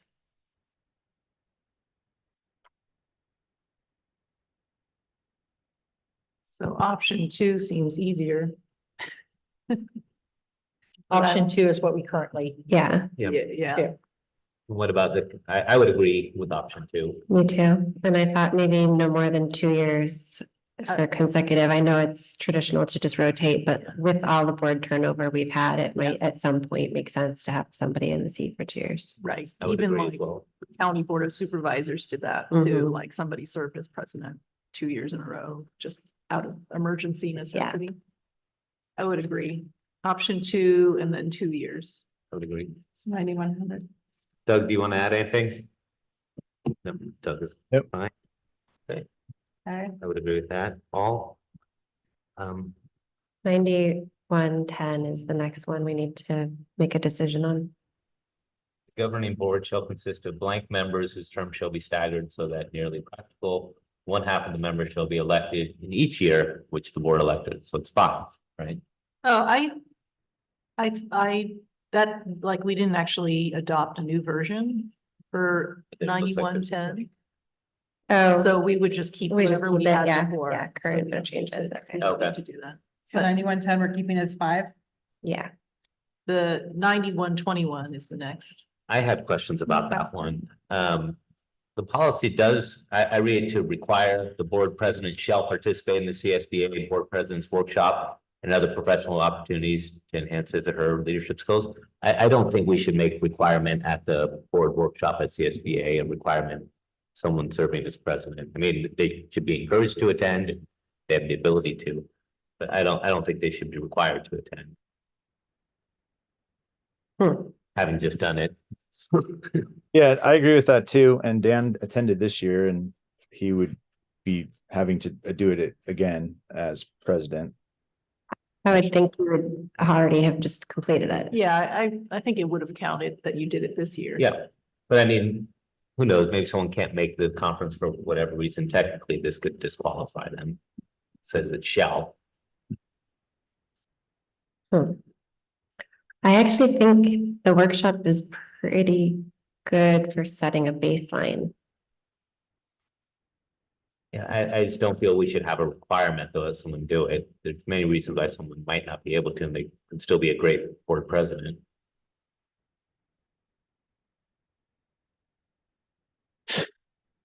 Can we say shall be encouraged to attend? It says encourage elsewhere in the document somewhere for I think onboarding a new trustee, it does say encourage. Yeah, they changed that from the previous one to not be required, but they did keep this. I'm wondering if you could just then change board president's workshop or other professional development opportunities. So if they can't do specifically that CSBA president workshop, they really should do something, you know, they really should. The county offers lots of trainings and, you know, even the masters in governance classes might suffice. I would agree with that. So just, yeah, change the word to or. You get that? After a workshop. Yes. All right, and there are also options for this one.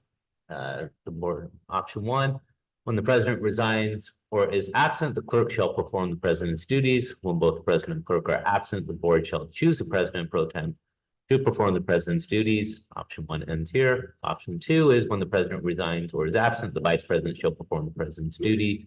When both the president and vice president are absent, the clerk shall perform the president's duties. I think option 2 sounds fine. Right, we're structured like option 2, so. Yes, okay. Did you get that? Yep. All right. So a lot of the ones following that we're adopting don't really have any kind of specifications that we need to make. But could we look at 9150? I was thinking we should just delete that because everything in there is about high school. Oh, yeah. Can we quickly go back to the clerk one, 9123, because it does have a provision that requires the clerk, whoever you, my friend, to notify the board of the annual organization meeting. Oh, yeah, I We saw don't that. Technically, No, we I don't think do we should that. delete that part. Yeah, But I'm happy to delete that. So 9123, the provision that requires the clerk to notify the board of the annual organization meeting, I propose we delete in our next read. Trustee Wong agrees. How does everyone else feel? That sounds fine. Yeah, that kind of defaults to the president. Yeah. Yeah. Okay, please continue. Thanks for mentioning that. So 9150 is all about student board members and high school boards. So I feel like we shouldn't adopt that at all. I think the whole policy should be deleted. Yes, we should delete 9150. It's not applicable. How do other board members feel about that? I agree. Agree. Doug's nodding yes.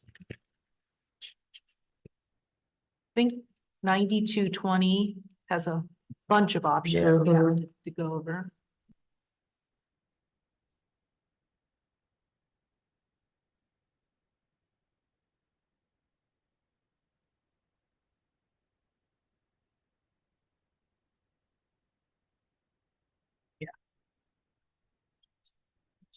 Elections process and procedures. Option 1, election by trustee area. I think we kind of have to go with that, don't we? We do. Okay, so directions given there. For payment of trustees, I think this is in this one, right? It first starts with words. So first statement of qualifications, the first option is when candidates run for, this is when candidates run for office and they have to fill out paperwork with San Mateo County. Option 1, 200-word limit. Candidates for the board may submit a candidate statement to the elections office for inclusion in the voter's pamphlet. Candidate statement shall be limited to no more than 200 words. Option 1 ends here. Option 2, 400 words. Candidates for the board may submit a candidate statement to the elections office for inclusion in the voter's pamphlet. Candidates shall be limited to no more than 400 words. I don't have an opinion. We currently have 400 words. I was thinking to change it to 200. Just because I'm not sure if it actually costs more if you allow someone 400. I don't know. I wrote option 1 as well, just because. I think 200 makes sense. Yeah. I have no opinion. It's an elevator pitch. And you interview, we sort of then interact with them in any case, right? Pardon? You sort of then get to see that person in person in any case. right? Yes, voters So will it's not, receive it. it's not your only, I guess, impression. If there was an election, you mean? What do you think? I think that's fine to shorten it. 200? Doug, 200-word limit? Yes, okay. The interesting one here, though, is payment. Option 1, candidate statement, so paying for the statement that we just discussed. This district shall pay the cost of printing, handling, translating, mailing, and or electronically distributing candidate statements filed pursuant to Education Code 13307. Option 1 ends here. Option 2, candidate statement paid by the candidate. This is what I believe has been done. Right. I actually think option 1 is better that Me the too. district paid for it because I don't want that to be a barrier to someone filing papers. Yeah. Because they can't afford the $1,000 or whatever it is to possibly have their candidate statement put in there. Do we know it's $1,000? I don't remember. It was something It's a like couple that. hundred. No. It was 900, I think, but I Yeah. remember it being 900, but they would, you only pay it if they publish the pamphlet. I think we got our Only checks if it back. goes to an election, you end up So getting your check cashed, but you have to write them a check. But the idea being if somebody has to pay and they would be a great candidate and they cannot afford that payment, the district can afford to be able to support good candidates. So if 10 people ran, the district would pay $9,000 for all of them. Yeah. Yep. It feels like, you're making it more accessible to people to run. Who sets that fee? Well, I'm not familiar with. The How's that county. determined? The elections office. You did write that check. Because Did you I? mentioned it to me when you had to Was buy. I unhappy? Yes. That- Happy. You don't remember this? Yes, the elections office sets that price. That's And odd. it has gone up. I wouldn't mind, it always goes. Yeah. I don't know how I feel. But seems like there's consensus. Sarah, do you have thoughts? I don't know how I feel either. Yeah, I mean, it's only the first read. Yeah, you can think about it. But yeah. Doug, do you have thoughts you want to share? I kind of like the idea of us paying for it because it seems like an investment in maybe more participation, but but I maybe want to think about it some more too, because there's some value in having some commitment. Doesn't necessarily have to be financial, but so yeah, I guess I'd like to think about it. Okay, we will think on that and move on to the second read. Florence, you were on a roll. I think there's still more options. on this I'm one. sorry. To vote the Tie vote. tie votes in board member elections. How do we break a tie in a board member election? Option one, tie decided by lot. Whenever a tie makes it impossible to determine which of two or more candidates have been elected to the board shall immediately notify the candidates who received the tie votes of the time and place where the candidates or their representative should appear before the board. Board at that time shall determine the winner by lot. And option one. Option two is a runoff election. And option three is a tie decided based on board determination prior to each election. Before each election, the board shall decide whether to resolve a potential tie by lot or by runoff. Runoff elections are so expensive. They're so expensive, but I know this is gonna be an unpopular decision, but they're so expensive, but there's a scenario where we have a board 5 years down the road, none of us, that is, you know, maybe not in the best interest of the community. And so having the community go back to vote versus the board seems like a preservation of the community's voice. Well, I actually see it opposite, because what usually happens is a smaller and smaller group vote later. And so you actually get a more polarized group who mobilizing. Yeah, who does the runoff voting.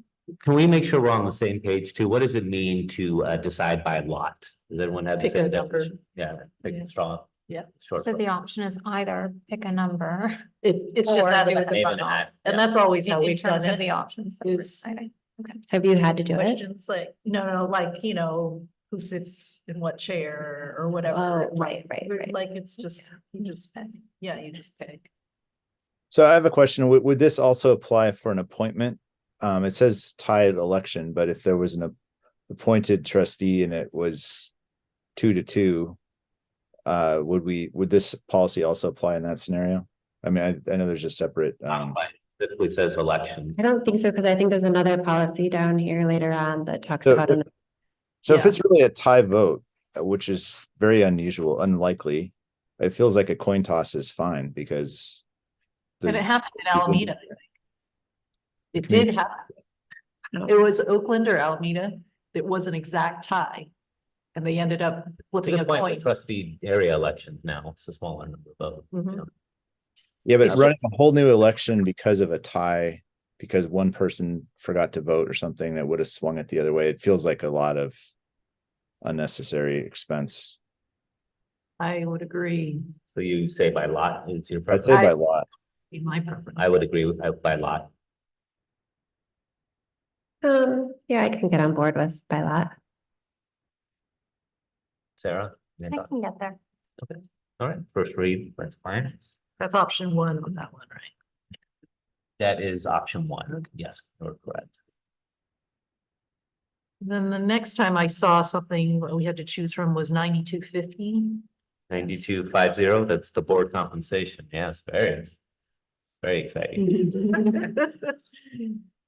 I want the We're big paid by bucks. the good faith of the community.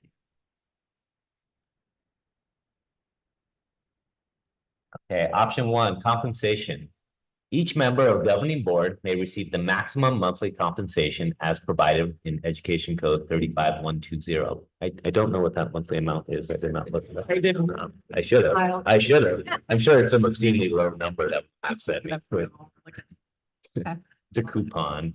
Option 2, each member of the governing board may receive a monthly compensation of blank. Option 2 ends here. Option 3, the members of the governing board view their board service as voluntary contribution to the community and elect not to receive compensation to which they are entitled pursuant to Education Code 35120. That's traditionally what we. That was my preference. Option 3. Yeah. That's for Doug. Yes, okay. So option 3 there, but there's more, isn't there? About Health and welfare benefits. yes. All right, health and welfare benefits for current board members. Option 1, the district shall pay the premium required for board members electing to participate in the district health and welfare benefits program to the same extent that it pays for district employees. Option 2, board members who elect to participate shall pay the full cost of premiums. Option 3, the district shall pay blank as reimbursement for cost of approved health plans that have been paid by board members. I'm surprised there wasn't a fourth option on this one. It says- Because we don't use it.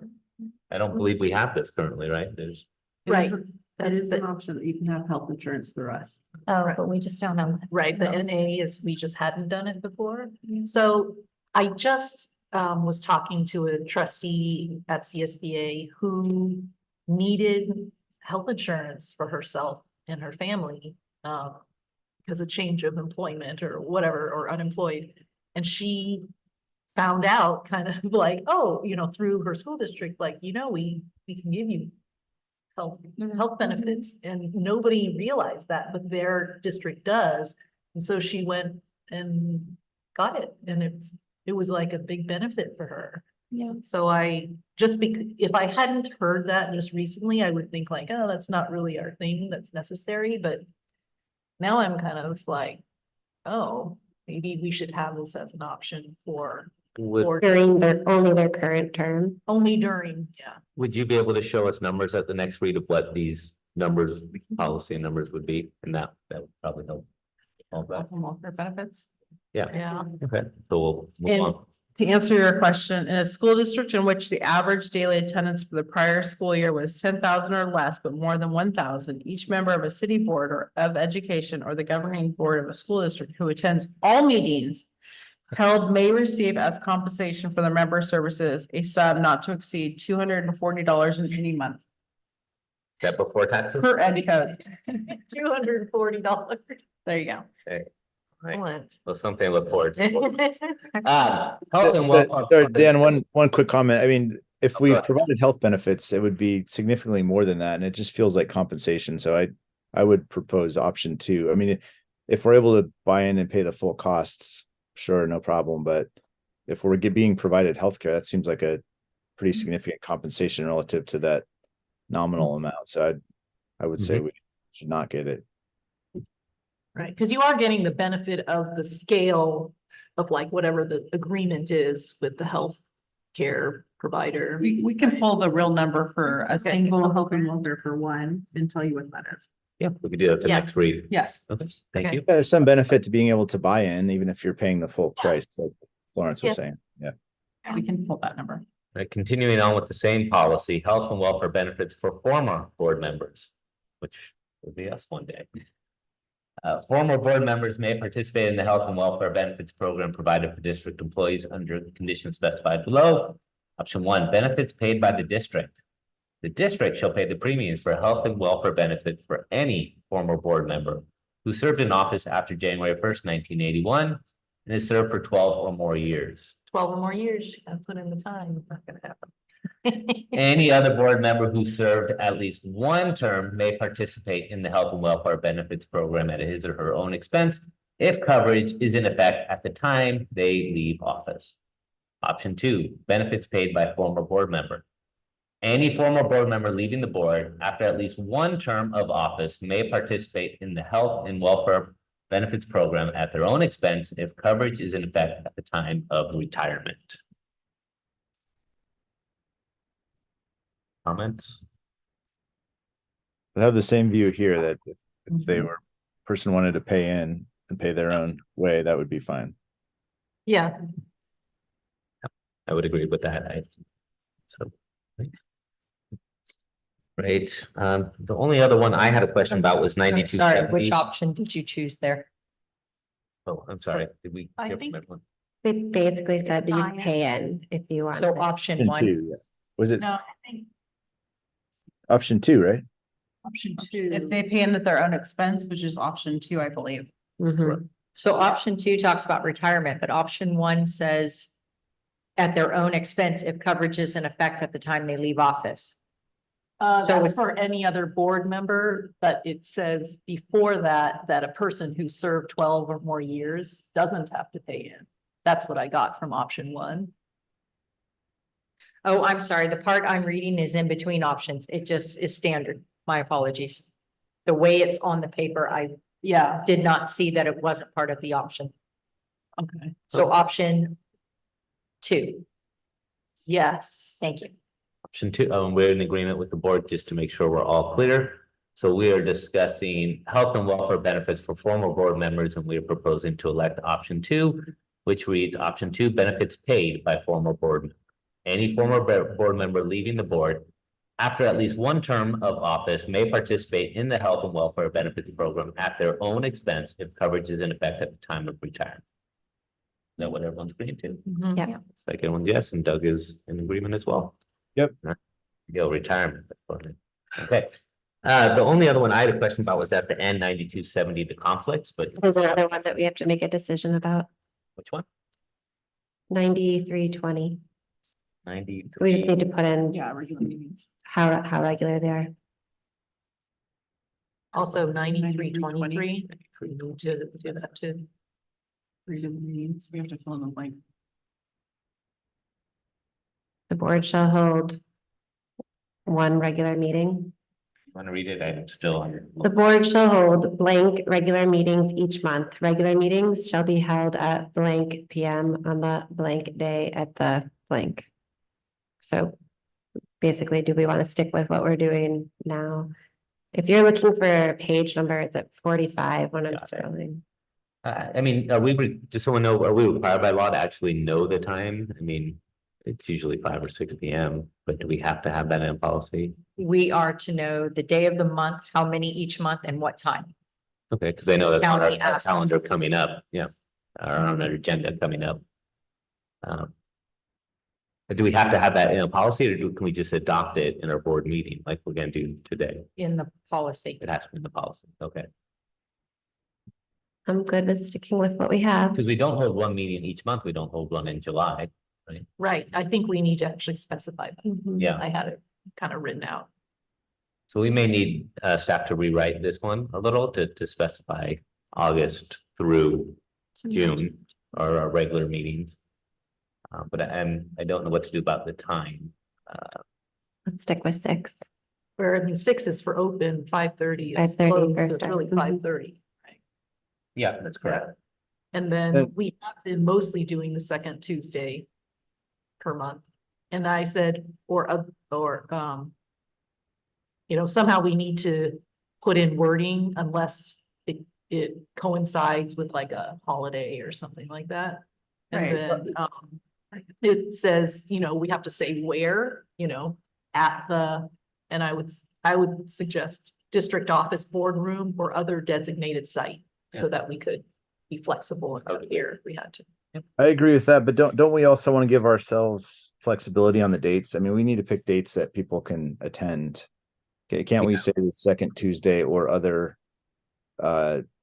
date acceptable or to the board or something like that? I don't see why we tie our hands right here. Yeah. Some language that just makes that flexible. Yeah, give us, so we give ourselves flexibility. Rewrite it in some way that we'll try. It's posted. Yes, we'll try, come back and try again. All right, so Second. we're on that one. What was the next one, Lisa, you mentioned? Well, it's not one that we have to make a decision on, but in somewhere, and unfortunately I didn't mark where, somewhere in 9322. it makes a reference to us being a 7-person board. I thought it said 5 or 7. 9322. Yeah.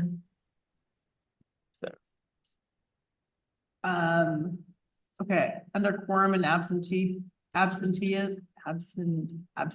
excuse me, it says provided by the board typically has 7 members. There are no more than 2 vacancies. It's the second paragraph above public participation.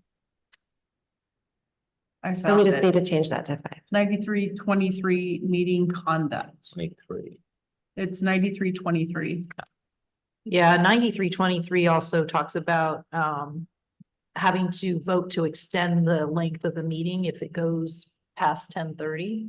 Yes, it used to say 10 in our old. one Yes, says which I don't think I ever said up let's quick vote. on it. I know. We So- had some when as I was president, and Yeah. I never put it to vote. Right, 'cause I didn't realize we had that 10 PM. also the exhibits under 9323.2 talk about 4/5 votes.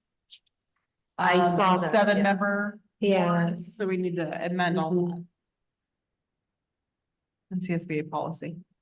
Okay, can you tell And me, the exhibits, were we doing 9322 or 9323? she's just, at least, trustee Mudd is talking about anywhere where it talks about 7-member board. And it's in 9323, and then it also talks about a 7-member board in exhibit 9323.2 exhibit. I had a question though for 9323 for the time. Do we want to make it later? For 9323. For the, having to vote to extend the time, do we want to make it actually Like 11? You know? I don't know if there's any harm in having to, I mean, I actually like to have some mechanism to rein in the meetings a little bit. I mean, we have to remember, that's the hard part, I guess, but Right, we have to just remember to do it. yeah. Let's just leave it at 10:30 and. Okay, I mean, it's a half hour later than it was before. so- Yeah. Leave it at 10:30, but as of right now, our rules are 10 o'clock. Yeah. So it's just coming up quick. 41. You've got 19 minutes and. All right. Kirsten, can you- Sorry, leave it at 10, go with the 10:30 that's in CSBA's. 10:30. and just real quick, if we do go to 10 o'clock tonight, does that require a board vote to continue? Or do I just make a ruling as chair? That's our current policy. Current is policy is 10. 10. 10, but it's just take a break if I'm. No, No, no, it's it's take a extend. vote to extend the meeting and we're only allowed to extend it once. Because I think we are gonna run up against that. So maybe you could just take a look at that while we go to the last, are there more? I had a question about the conflicts, which is one of the last ones, but does anyone, which is 9270, but does anyone have a question for that? Or let's- 9270. Oh, wait, I see something highlighted here. Page 74, 9324. Upon approval by the board, the minutes shall be signed by the clerk. Yep. Currently, the superintendent signs them. Oh, okay. So the secretary. Correct. The secretary. But 9324, we're not changing, so it's whatever we had before. Oh, sorry. I was just scrolling, so it was highlighted. Okay, Dan, which one? Just the conflicts, 9270, it just wasn't clear for me reading it. Who determines if there actually is a conflict? Does the board member make that determination themselves as a judge would, or is it's kind of unclear? And also this policy can be read to be saying, even having kids at BSD could be a conflict. Oh, wait, doesn't, I think I'm not there yet, but it's, I think it says, it describes who a relative is. Mhm. And it says an adult. Okay, may I miss that? But what about the actual determination if there is a conflict? Is that up to every trustee's own judgment? Is that how it's historically done? Can you say the item number again? Or the board policy? 9270. 9270.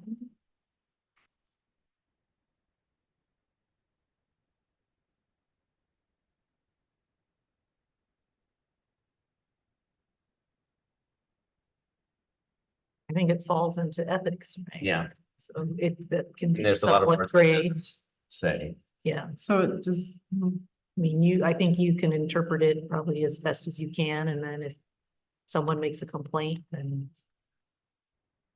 Okay, I mean, I'm fine with the policy. I just noticed that part was kind of vague. Would the conflict of interest does it go on to explain it on the next, do you see it in the next, when you scroll down, it says conflict of interest code? And then it goes on to disclose the categories. In the exhibit, Do you see it further down? Oh, okay. Or am I missing that? No, I didn't see that the first time. Okay, no, that looks much better. Thank you. I don't have any further comments on proposed board bylaws. Anyone else have anything further that we did not? Doug, do you have anything further? No. So we gave some specific direction and some broad direction. Okay, let's see at the next read. All right, we're moving on to item 22. Before we do that, Kirsten, do you have feedback about the time extension? Do we need to vote? Tonight? Yeah, we're gonna go past him. We do. We do. I read it. Okay, and I know that it's a 10. It's at 10 a.m., 10 p.m. I know there's 10 p.m. I just don't remember the It's- remedy that it requires a vote or it's just the chair saying. No, it requires a vote. And Yeah, then have you to have call to vote. name a time, how much time you want to extend it. And so if it reaches that Apologies, time, you that's can't table. do it again. It's one extension. All A right. year Sounds like you want to make a motion, trustee. No, or I'm just a saying, meeting? huh? A year? In the or a meeting, yeah, in the meeting itself. It's not 10 yet. We can do All that. right, let's see how far we get. I think we can do it. I think so too. We'll see. 22B, CSBA Delegate Assembly Nominations. Superintendent Silversmith. Would anyone on the board like to discuss if they'd like to nominate a candidate for the CSB Delegate Assembly? Is there any one of my fellow board members interested in being a delegate? Doug? No, not at this time. Then this is not relevant to us. Right, it's not really matter, information given, feedback given. I think we need to vote on it technically to say we don't have anyone. Because it's a It's got the little V there that tells you if it's a vote. All right. Let's do it. Do we have a motion? I motion that we do not put forward any nomination for the CSBA Delegate Assembly. I second. Sarah seconds. Thank you, Sarah. A roll call vote. Trustee Brown, Yes. trustee Mudd, Yes. trustee Gulam Hussein. Yes. Trustee Wong. Yes. I vote yes as well. The motion passes 5-0. We are now on the item 23A, Human Resources Resolution 2023-24-15, authorizing local assignment options of certified personnel. Superintendent Silversmith. Thank you. I'm bringing forward two teachers tonight, Ms. Tiagi and Ms. Pulsick, who are both amazing teachers who we are housing to teach math and science for Ms. Tiagi and Ms. Pulsick in humanities. They both have enough credits to be able to teach humanities and math science. However, they are housed in one area. They have agreed to go ahead and teach in these areas in the county. Do you see that they have enough units in the other area?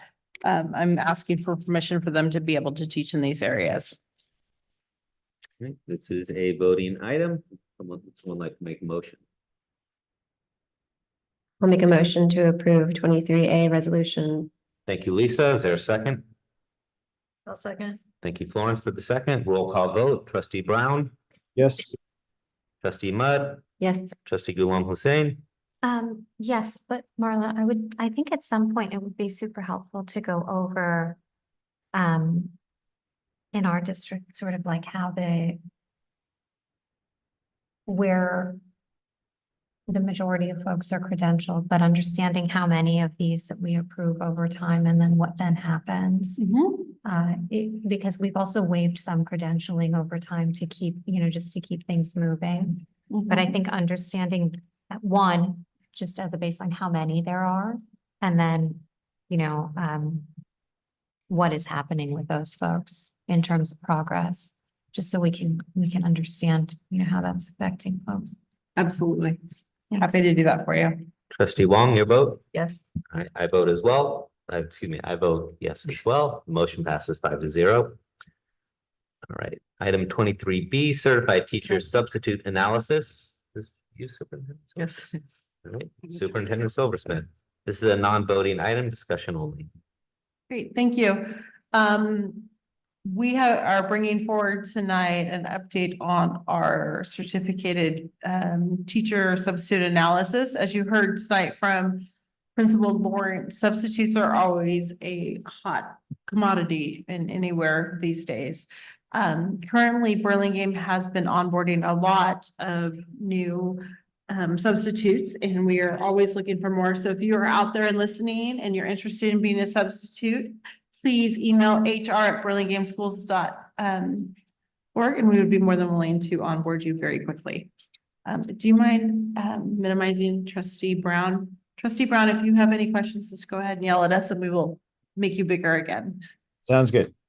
We sent out a survey to all of our substitutes and we sent it to 59 people. 20 of those people did respond. We also sent a survey to our site administrators and our administrative staff at all of our 7 amazing school sites. Sorry, Kirsten. Thank you for your help. The first question we asked was, are they currently subbing within Burlingame? 85% of them said yes, and 15% said no. We split it up between classified or certificated. We do have some staff that substitute for both. And when we don't always have classified staff, we have some of our certificated staff, we do use them for classified staff for paraeducators. 65% of them are currently doing our certificated staff. How often do they substitute? 44% are substituting more than 2 days for us. 27.8% are doing 3 or more days. And 27.8% are also doing 1 day a week. The main reason that they substitute: salary. 5 of them said salary, distance from our home were 4. Connection to the school were 4. One of the things that really came back very tried and true is, if they have a love for Jen Baker or Stephanie O'Day, and when you get that personal call from that admin assistant and, hey, I need help at 7:45 or 8:15, they come running. So when those personal connections mean a lot. So administrator and administrative assistant responses. Do you have trouble filling certificated substitute process? Occasionally, 63.6%. And yes, 36.4%. That's actually a lot better than it was last year. It was really difficult last year. There's been a huge push to go out and get more. We have done a lot of recruitment this year, and I think that has helped, but we're still having hiccups. Curtis and Nate Wong, shout out to both of them. They fixed some of the glitches within our frontline or sub online system, but we're still having a couple of glitches that they're working through. But it has gotten better.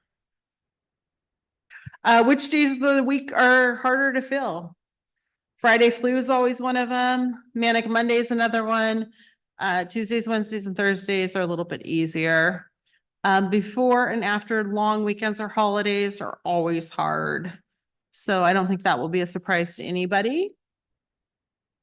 Substitute responses to principals are the reason. There are reasons always they're already working somewhere else or they're just unavailable. We will hear that, the 8:15 calls, it's hard to get there or something else is going on. And then people booking out in advance. So the further we know in advance to be able to book people, that's always helpful.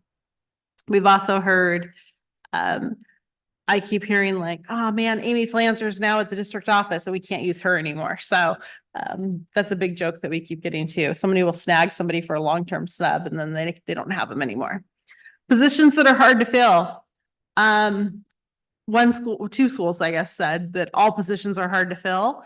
Specializations, TK in kindergarten, DLI, so Spanish speaking. Special ed's always hard to fill. I think it's the fear of the unknown. So we keep saying that we should do a boot camp and teach, onboard people so that there's not a fear, or let them know how to go about teaching a special ed class. We only have 3 special ed classes left in the district. So just to help onboard people and let them feel more comfortable, we can teach them to, or pay them to sub in a class with a teacher for a couple of days to get them acclimated to the class so that they can feel more comfortable. So we had some ideas around that. Classified positions such as aides, custodians, admin assistants. We're always looking for admin assistants to cover front offices when people go out for periods of time. That's a really hard one. They are such the backbone, and any of that would be greatly appreciated. Custodians are hard. We even have 2 open custodian positions in the district right now too. Paraeducators, wow, that is a really hard position.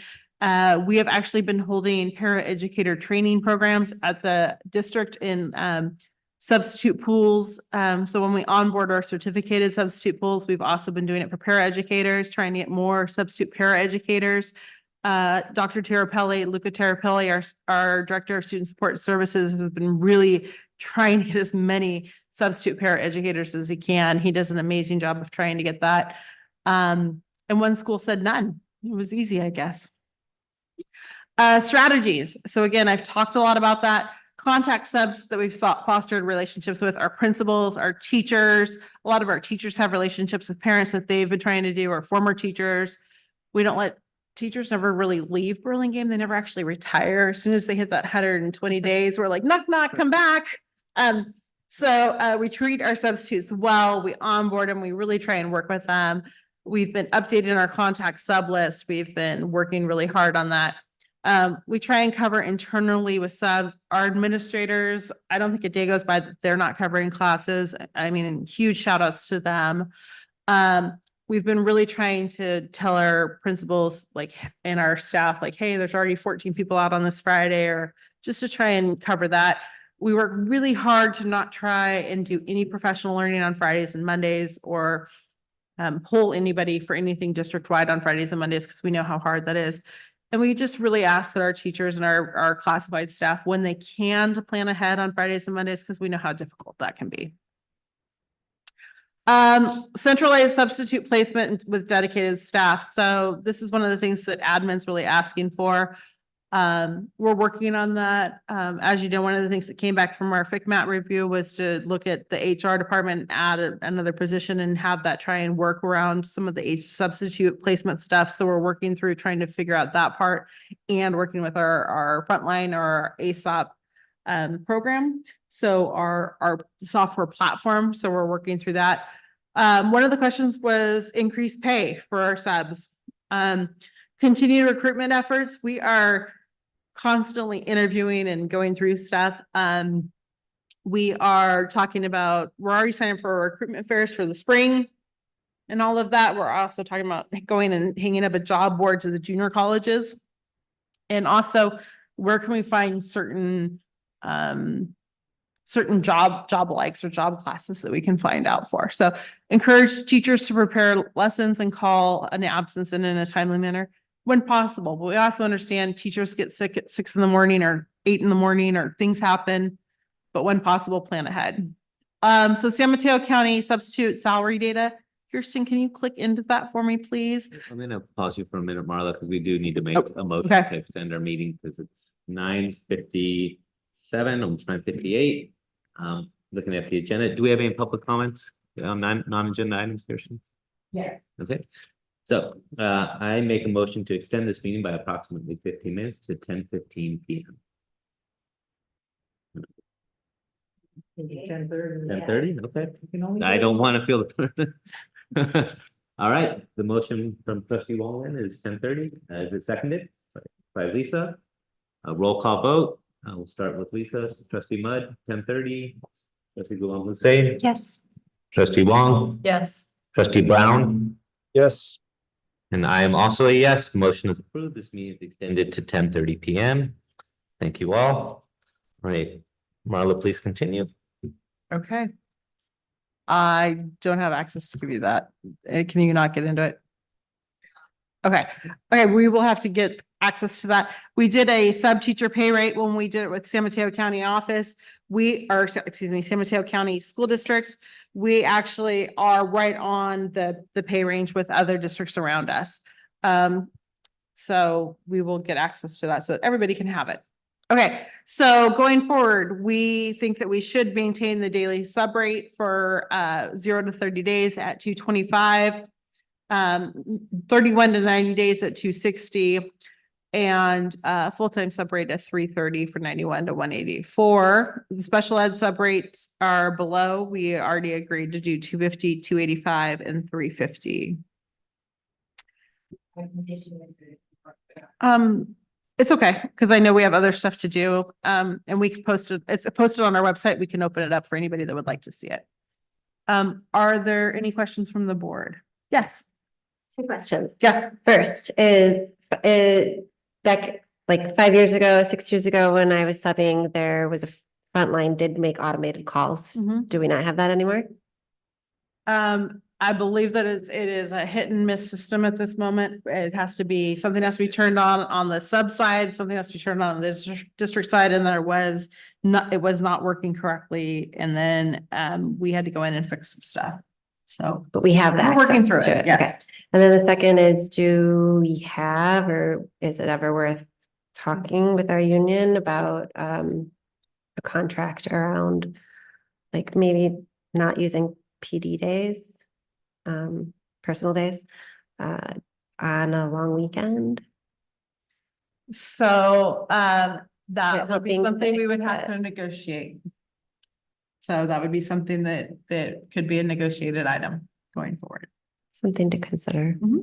Have I read previously that in our contracts, there's an attendance bonus for union members?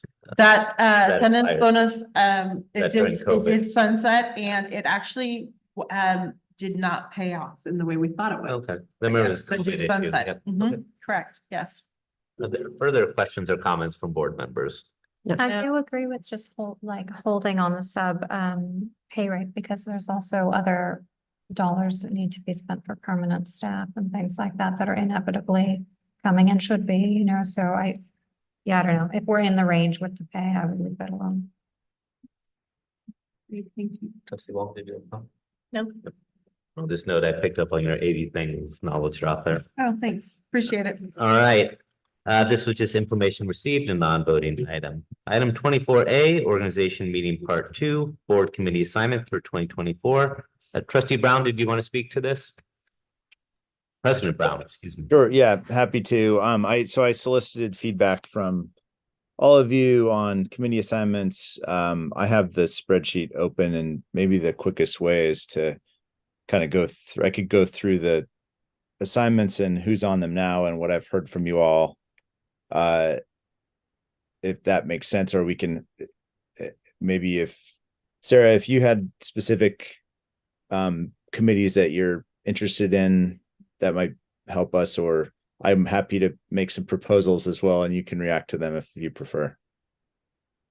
Why don't we do that? I'm happy to hear proposals. Okay, so I'll just go through this quickly, and I've basically just pulled forward some of the assignments from last year. There are some assignments that are specific to the office. For example, Lisa and I, as president and former or past president, are the city district liaison committee members, so that we don't have to decide on that. I think it's just set. The first one is BCE.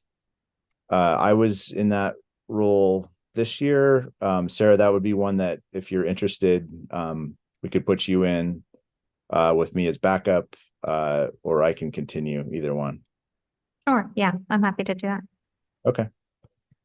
And then the next one, similar, bond oversight committee. That one's also me. That's once per quarter.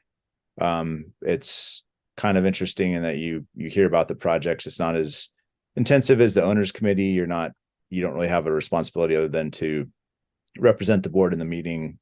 They're at various school sites. So that's another one I can continue or offer to you. And I guess just might as well say the third one that seems like it's kind of open is the District English Learner Advisory Commission, DLAC, which meets maybe, I don't know, Dan, if you want to speak to the. Yeah, no, it's a great committee. Nate does a wonderful job. I have employment commitment on Mondays when it meets, so I can't do it. If it were to move to a different time on Tuesday or Thursdays, I could do it. But as it is now, I cannot. And I've done it in the past. It's a great committee. You saw the students today getting their awards. So that's the other one, Sarah, that's sort of open for sure. I mean, any of these can be open, but BCE, Bond Oversight Committee, and the DLAC. You know what? I think the bond oversight and the DLAC probably makes sense. I'm just worried about the time commitment for BCE, to be honest. Okay, that's fine.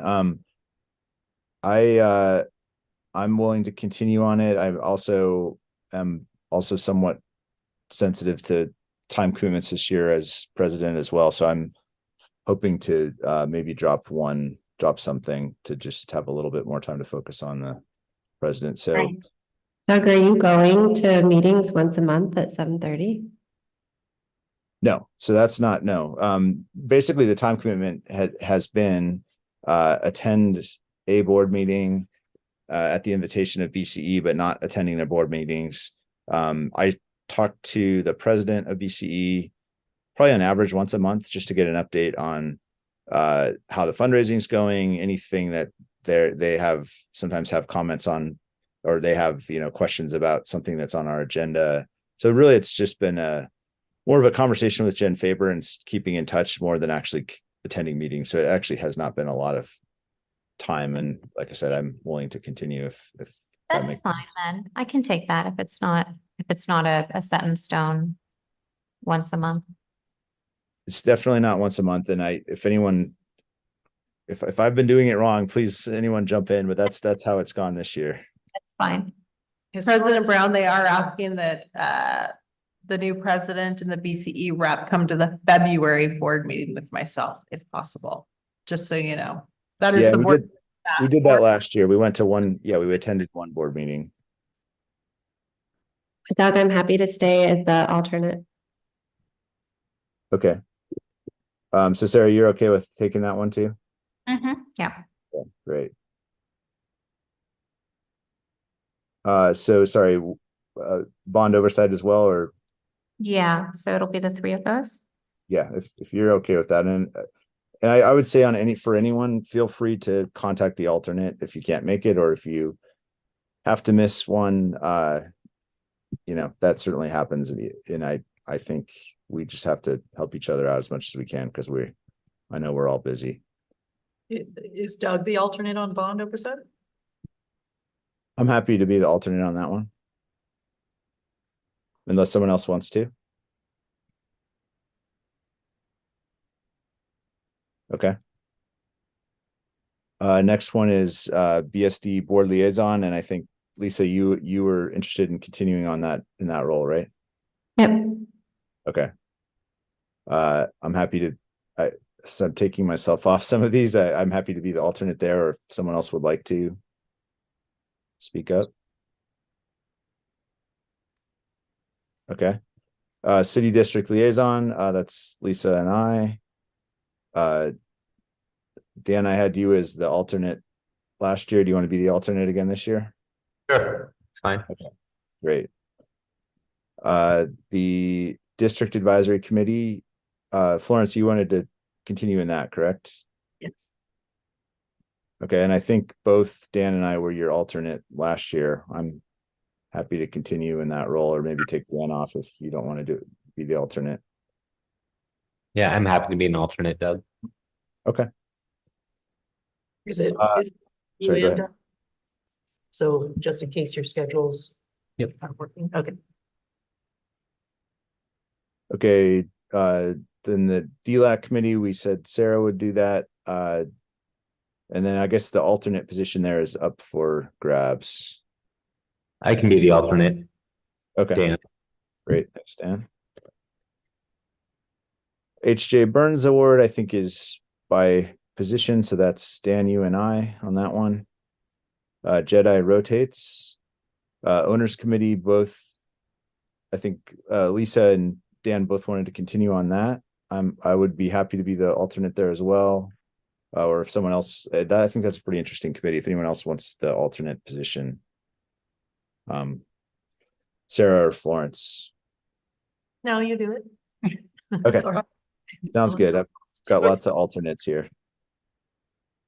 Then PTA council, I know this is can be a tough one because it meets at 9 a.m. on Tuesdays.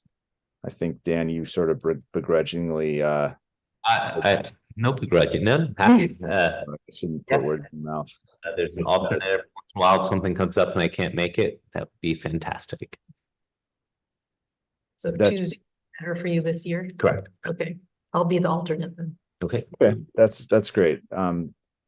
Thank you, Dan and Florence. And then there's this district rep for county committee on school districts. That one's for you, and I was never at one this year. Okay. On Florence last year. It only happens when they have to retrace or redo the borders for a school district. Oh, which okay. It's very often. All right. So does someone want to be the alternate there? It sounds like that's very unlikely that the alternate would get called, or either of us. I'll be the alternate. Okay. Thanks. Yeah. Okay. I think that's it. I can maybe should I email these to you, Marla, and communicate it that way, or what's the best? Great. Thank you. Okay. Thank you, President Brown. Item 24B, board meeting schedule for 2024-2025. Has everyone had a chance to look at the schedule? Do we have dates that were problematic, or did they all work? Speak now or forever hold your peace. I ended looking. Oh, yeah. So it works all. You just go right This to that. works for me, but I don't have my school district's calendar, so I assume nothing falls on a break where I would be out of town or something. Highly doubt. Mhm. The only thing we would be adding is possibly some work sessions to discuss, other things going on in the district and some learnings. All right, I'm this is okay a with voting item, so we need to vote to approve this, or is everyone ready to do that, or do we still have dates that are problematic? I move to approve the board meeting schedule for 2024-2025. Thank you, Florence. Is there a second? I'll second. Thank you, Lisa. Roll call vote. Trustee Brown, Yes. trustee Mudd, Yes. trustee Ghulam Hussain, Yes. trustee Wong. Yes. And I vote yes as well. The motion passes 5-0. Item 25, public statements related to non-agenda items. Are there any public statements related to non-agenda items? Yes, there is. Vice President Wood. At the discretion of the Board of Trustees, the public may address the board on non-agenda items. Mr. Bryant McLaughlin, thank you for staying late, sir, and giving up part of your time to share your thoughts with us.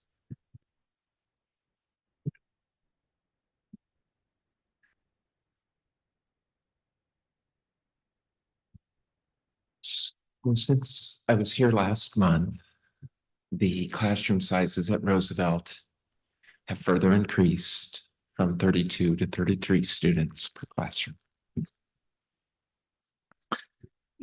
It's the classroom sizes is literally a crisis, getting worse month by month. Moving on to another item.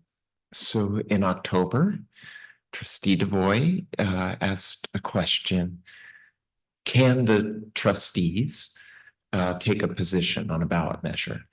And the best answer, which wasn't offered at the time, and simplest is yes, and the authority is your own policy, 1160, which I've provided you there. And you'll notice not only can you, but your policy says you have a responsibility to take positions or to advocate for policy as it relates to education in the district. Moving on, third item. I reviewed the GOD-B 2021 top line report, And you'll notice, so one feature of their poll, they asked the key questions 3 times. So the key questions in that poll was extending Measure L and a new $69 parcel tax. They ask it 3 times, and you'll notice the answer in the 21-minute span ranges starts at 63%, then it goes up to 71%, and down to 59%. Yes. So if you're thinking of a 2/3 supermajority, you know, like, but if you're thinking of a 50% threshold, as in a citizens initiative, it's very promising, because for the entire 21-minute period, the yes percentage was far above the 50% threshold. The last thing I wanted to say was, in last month's meeting, Shoko and Renee gave a fantastic presentation. Actually, afterwards, I went and told Renee it was brilliant. And the reason it was so good was that they said all the good things they're doing. They were honest about the shortcomings. 25% of BIS kids are getting turned away from music because they don't have staffing. And then they gave a synopsis of how they could make things better. Well, I'm hoping that the district officers and trustees, that as we approach asking for more funding, we can kind of take that on a whole district-wide level and really convey the good things you're doing, the shortcomings, and your vision for the future. Thank you. Thank you, sir. We appreciate your time and staying late tonight. Thank you. All right, and if the board cannot respond to non-agenda public comments. Item 26, board requested items. Are there any board requested action items from members of the board? No, I do not have any. Did you have? I do not have any. Trustee Brown, do you have anything? Nope. All right. We will move on to item 27, adjournment. Is there a motion to adjourn? At exactly 10:15, I will make a motion to adjourn. Thank you, Lisa. Is there a second? I'll second. Thank you, Sarah. Roll call vote. Trustee Brown. Yes. Trustee Mudd. Yes. Trustee Gulam Hussain. Yes. Trustee Wong. Yes. I vote yes as well. The motion passes 5-0. The meeting is adjourned. Thank you all for staying late. Very long day for you. Thank you. And I appreciate that tie still being up at 10:15. Mine would have been